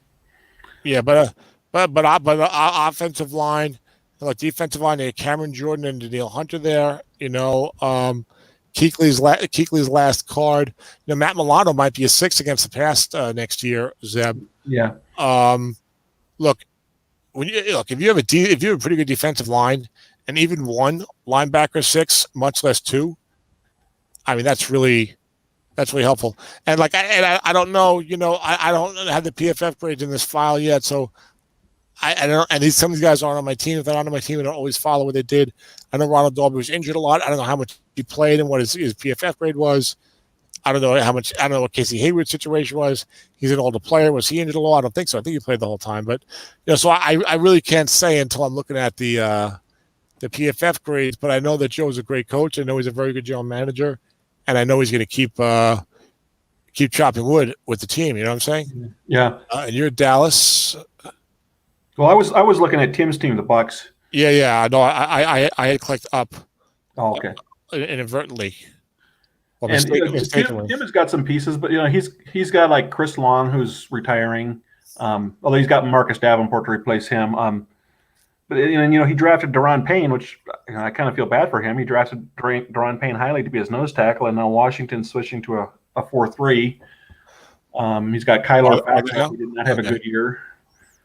Well, he's got he still has the Prescott chip. I know he likes a 2-quarterback system. But look, he's got his own first-round pick. He's got my first-round pick. He's got the great Mahomes. He's got Here, let me throw something at you, Tom. If it involves the Jets, the answer is no. No, this involves Tim's team. Okay. What do you think if you were Tim? If looking at your team where you've got Doug Martin, Tevin Coleman at running back, if I come at you and throw you Derrick Henry and something else for Dak Prescott. Now, if it's me, how would I react, or how do I feel like Tim will react? Well, I feel like Tim will want a lot more. I would probably now. And this will depend on what other offers are on the table too. Yeah, am I the GM of the Bucks? Yeah. Let me see what the rest is. Well, I'm going to look long term. I'm probably look. You know me. So if it's me, be a good combination next year. I'm not worried about next year. If it's me, I'm trading Prescott for a bunch of assets and building up the team for the long term because Mahomes is so young. Just like I did with Andrew Luck, Seb. It worked out great until Tim has got some picks to use this year too already. It worked out great until he took a merciless beating and had to retire before the age of 30. I hope that doesn't happen with Mahomes.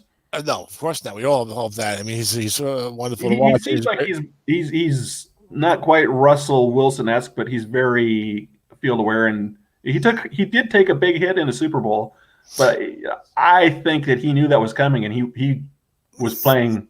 He was putting his body on the line for the win. And the DB got hurt in that play. He did.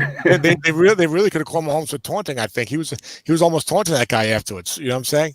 But but the luck thing, like it would have worked out if he didn't retire before age 30. Even though my team went 8-8 this year, I would still have my first round pick this year, and like the rest of that roster is very good. It's pretty good in that team. Well, the defense needs some help now, but anyway, enough of my team. But I mean, if I was, you really got to ask Dennis that question. Look, I'm just not the guy to focus on the year. Yeah. Henry's already been around 4 or 5 years. If I was suddenly the GM of the Buccaneers. Like I'm looking, where can I use help? I could use some help on the interior offensive line. I think his secondary is going to need help next year. I'm not a huge Watkins fan. The tight end situation is shaky long term. I have mixed feelings on Davenport. Hopefully, comes through, and I might want to D there. Hard to find linebackers for Strat right now, but his linebackers. Let's see. Secondary, he needs secondary guys. He's great there. Jermaine Johnson got benched. Yeah, so I would probably if Rashad Jones is older. So I mean, I would probably trade Prescott for a whole bunch of youthful assets and just build up, the rest of the team. Build up that back seven. Build up my tight end and receiving core. I'm sure Tim is working the trade wire or beginning discussions already. Get a couple of running backs in there. But yeah, but I mean, we know Tim. Look, Tim. I remember when Tim had Kevin Cobb, and he put him on the block, and he said, "I like Kevin Cobb a lot, but he also had Romo, I think." And he's like, "I value him highly. Just to give you an idea of how much I value him, I would not trade him straight up for the first pick in the draft." And I was like, "Dude, it's Kevin Cobb." I mean, it's like he was already post that. Like it was post that like first 4 games of Philadelphia shine. You know what I'm saying? Or whatever, So it's like, yeah, maybe he was still gonna be a starter. Maybe when he got traded to Arizona, was supposed to start over there, I think, or whatever, Yeah. But so Tim, Tim values that quarterback super highly, and I understand. I'm not going to disagree. I'm disagree and try to get away from disagreeing with guys who are very successful. So I'm not going to disagree with him too much there. But Mahomes is such a special case. He's so freaking good. It's like, to me, it's like anything like. I mean, if I could trade Prescott for, like, 2 1s and 2 2s, I'd like a little more. But if I could trade him, but if the best I get is 2 1s and 2 2s, I'd like a little more. If the best I get is 2 1s and 2 2s on this team, I say I probably have to do it, and I don't think Tim sees it that way, So I don't know. Sooner or later, I guess I'll trade Prescott. I don't know. How does that make you feel as another league member? Are you glad that he's keeping Prescott so you don't have to face him? It's funny. It's funny. I don't really worry about what other guys are doing. You don't have to compete against them. I know that's crazy. Like Dennis is always looking at when he's going for the year what the other top teams are doing. I kind of feel like, look, I got to manage my team, and we'll see what happens. It's kind of why I take it. The only thing I would say is, like, a guy like Ed, it's like, if I know a guy is like a great coach year in, year out, like when Ed got Mayfield, I was like, oh no. I was like, Ed's already a great coach, and now he's got a young franchise quarterback. How do you feel about that now? How do I feel about it now? Yeah. I've got Mayfield in autumn wind, and I feel like obviously you have to have questions about Mayfield now. You'd be a fool not to. Yeah. But I feel like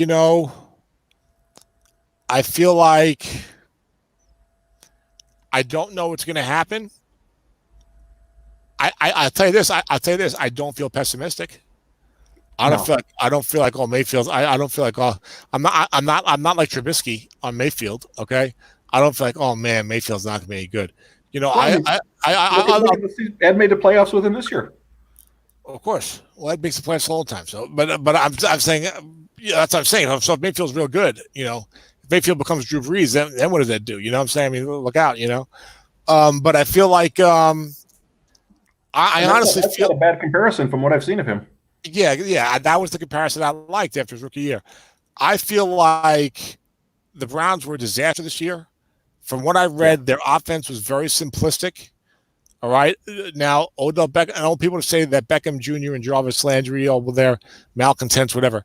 But Odell Beckham Jr. and Jarvis Landry both complained. There was anonymously reported, whatever, like by the middle of the season and the second of the season, that the offense was ridiculous. It was rudimentary, that it was too easy for the defense to see what was coming, or whatever, that it wasn't an NFL offense. In their 25 seconds to call plays. Yeah. And these guys, look, no matter what you want to say about Beckham and Landry and their attitude, I never heard them say that in New York or in Miami or before Kitchens became the head coach. Mm-hmm. You never heard that type of a complaint. And, and when I watched Cleveland, I'll tell you what used to drive me crazy, Zeb. I don't know what the numbers were, but like every NFL team, just about is showing a pretty healthy diet of 5 and 6 and 7 yard wide receiver screens. Right, we're going to take those easy completions or whatever. Cleveland was never running them. It's like all their passes were like 15, 20 yards down the field. I'm like, what are these guys doing? It's like no wonder you've got like a great running back and you can't sustain an offense. But you're not taking this automatic. This is like an automatic NFL play nowadays. It's like they were like, we don't want to do that, so I feel like they had made, and they didn't have great pass blocking, especially the offensive tackle position. So I'm like, you don't have great pass blocking. You have a quarterback who seems to be pretty accurate, and you're taking away this easy ability to sustain offense. So my hope is that if you look at what the Viking offense did and the numbers Kirk Cousins put up, I'm like, well, at least they're putting up numbers like an NFL offense more, even though there's problems with, they're going to run the ball enough and this and that, and the Vikings have played at times without a very good offensive line, so I'm hopeful that at the very least we'll have the opportunity to play in a regular modern NFL system, which I don't think he had the opportunity to do this year. So I think it's a wasted year. I think they hurt his development. I think it's one of the worst things you could do is make a really bad mistake in the coaching you put around and the system you put around your young quarterback, And, I never would hire Kitchener to be the head coach. I would have taken that chance, I'd rather get like a mediocre retread who I know is at least going to do things normally, Mike McCarthy? than, yes. Well, I'm not a big, it's funny. Jason I Garrett? did not, you're killing me with those options, but I did not like Mike McCarthy to go to Cleveland at that time. But I read this Peter King article with him in one of the Football Morning columns, and I got to get off in a minute because I got to eat something. I'm trying to go a bit early. I have a job interview on Thursdays, but I didn't like McCarthy for Cleveland. But after reading this Peter King article, McCarthy did a lot of work, analyzing the entire NFL and looking for things to incorporate into his offense, kind of recognizing that his offense had gotten stale. So maybe kind of looking at himself more critically. And they did have a lot of success. I know they're Aaron Rodgers, but not everyone wins all those games. And they should have made a second Super Bowl if not for that onside kick going through that guy's hands. So McCarthy for Dallas might work out well, but I didn't like him for Cleveland at that time. What I like about Jason Garrett as the Giants offensive coordinator is that he obviously did a great job developing Dak Prescott, right? And Garrett is an offensive guy. So even though maybe if you don't like his offensive system that much, even if you don't like his play calling maybe all that much, I got a young quarterback, Daniel Jones, I think showed you a lot as a rookie. Garrett has shown he can develop young quarterbacks. So I feel like, okay, maybe Garrett can help me develop this guy for a couple of years. Then if I don't like the play calling, I'll get rid of Garrett. You know what I'm saying? But now I've got a good quarterback. I don't know. Does that make sense to you? I think that there's some guy. I mean, Wade Phillips is somebody who comes to mind who just it was a great defensive coach, but not a great head coach. Yeah, it's a different. You need different skills, different things too. You have to do more as a head coach. You know, or maybe do less. In terms of actual coaching, and do more in terms of just personality management and. Yeah, I know what you mean. Yeah, managing the whole team, managing the pulse of the team, managing time. Yeah. So as opposed to dealing with one unit. Yeah. It's a different. Yeah, maybe a different set of activities. I didn't mean more in terms of you're an offensive coordinator. Now you've got to do more than what an offensive coordinator does. But I guess I meant there are more things that you have to do. You can't just focus on the offense or just focus on the defense. You've got to worry about the other side of the ball does. So I'll tell you one thing. But I'll tell you one thing. If I'm Joe Judge, the new Giants head coach, and I can't have that attitude towards Stefanski, towards Jason Garrett rather, because I can't have 2 or 3 years of bad offensive play calling, even though he's developing my quarterback, because then I get fired. Yeah. Not only do I get fired, we know the Giants love Jason Garrett, the executive, so it's hey, he's done a good job developing Jones. Let's give him the job. So, well, we'll see what happens. I don't know. We'll see what happens. I mean, Garrett had to go. I would have gotten rid of him years ago. But, sometimes guys learn. Sometimes guys adjust. There's been a lot of very successful coaches in the NFL, a lot of Super Bowl champions who didn't get it done the first time around. Andy Reid. And I'm talking, well, although he had a lot of success in Philly. Okay. But I'm talking more along the lines of real failure the first time around. I mean, Mike Shanahan with Oakland, Bill Belichick with Cleveland, Pete Carroll with the Jets and the Patriots. There's been a number of guys, I looked it up in the last 10, 12 years, who really, were when they got hired in the second job, oh, this guy is already a failure, so I don't know. So maybe Jason Garrett will show up in a couple of years and do a great job for the Redskins. Who knows? I don't, I'll tell you, a guy who I like Jay Gruden. I really do. I thought he did a pretty good job in Washington under bad circumstances, without a lot of talent.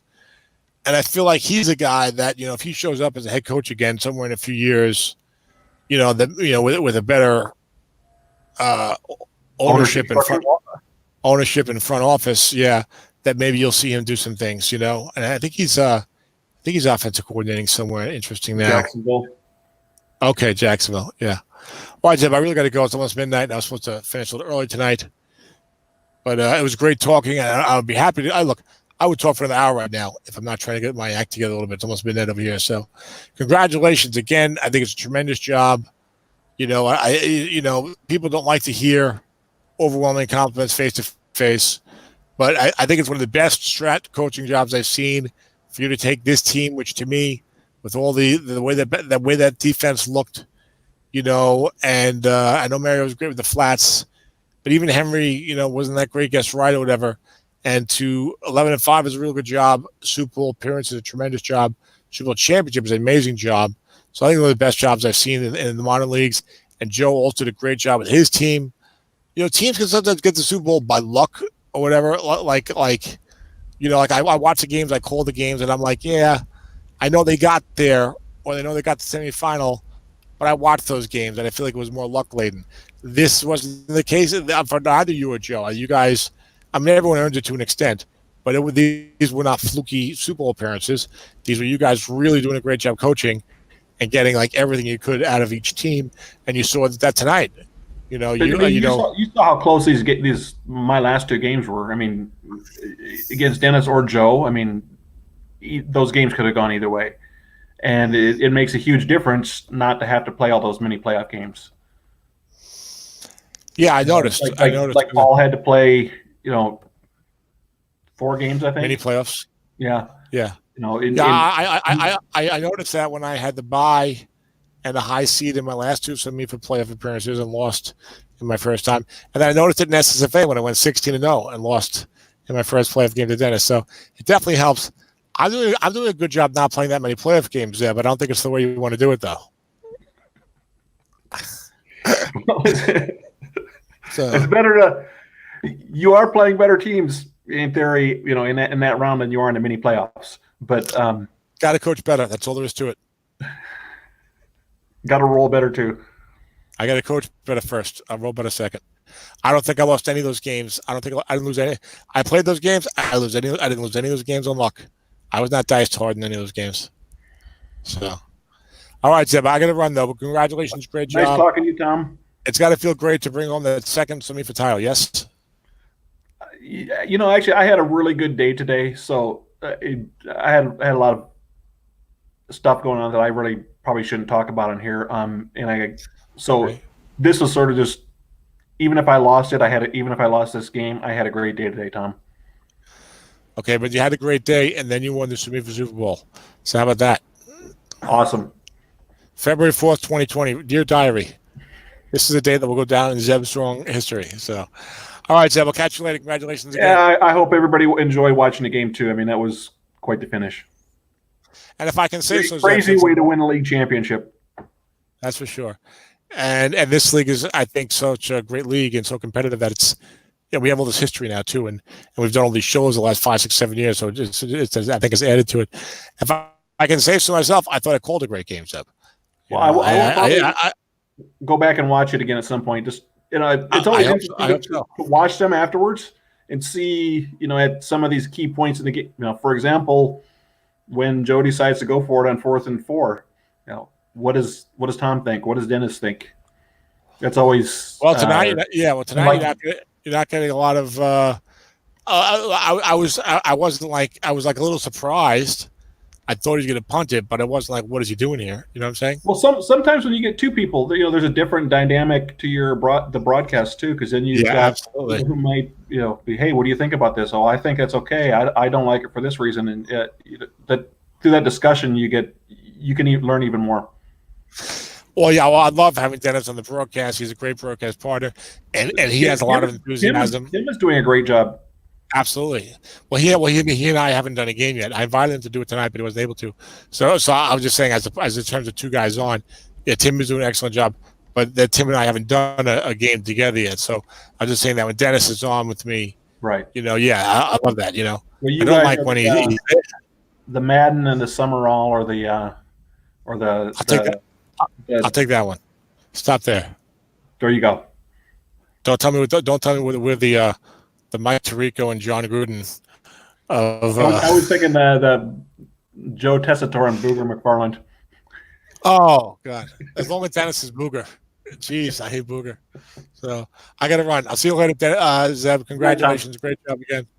All right, you need to join SSFA or something. We only get you in SOMIFA, right? I just don't have time for that in the fall. Let me try to win 1 or 2 titles first over there anyway. I don't need the extra competitions. So, all right. I'll see you later, Zeb. All right. Bye-bye. Good night. All right, guys. This is Tom signing off. Tremendous broadcast. I need to run. I said to click this. One for the ages. Bye-bye.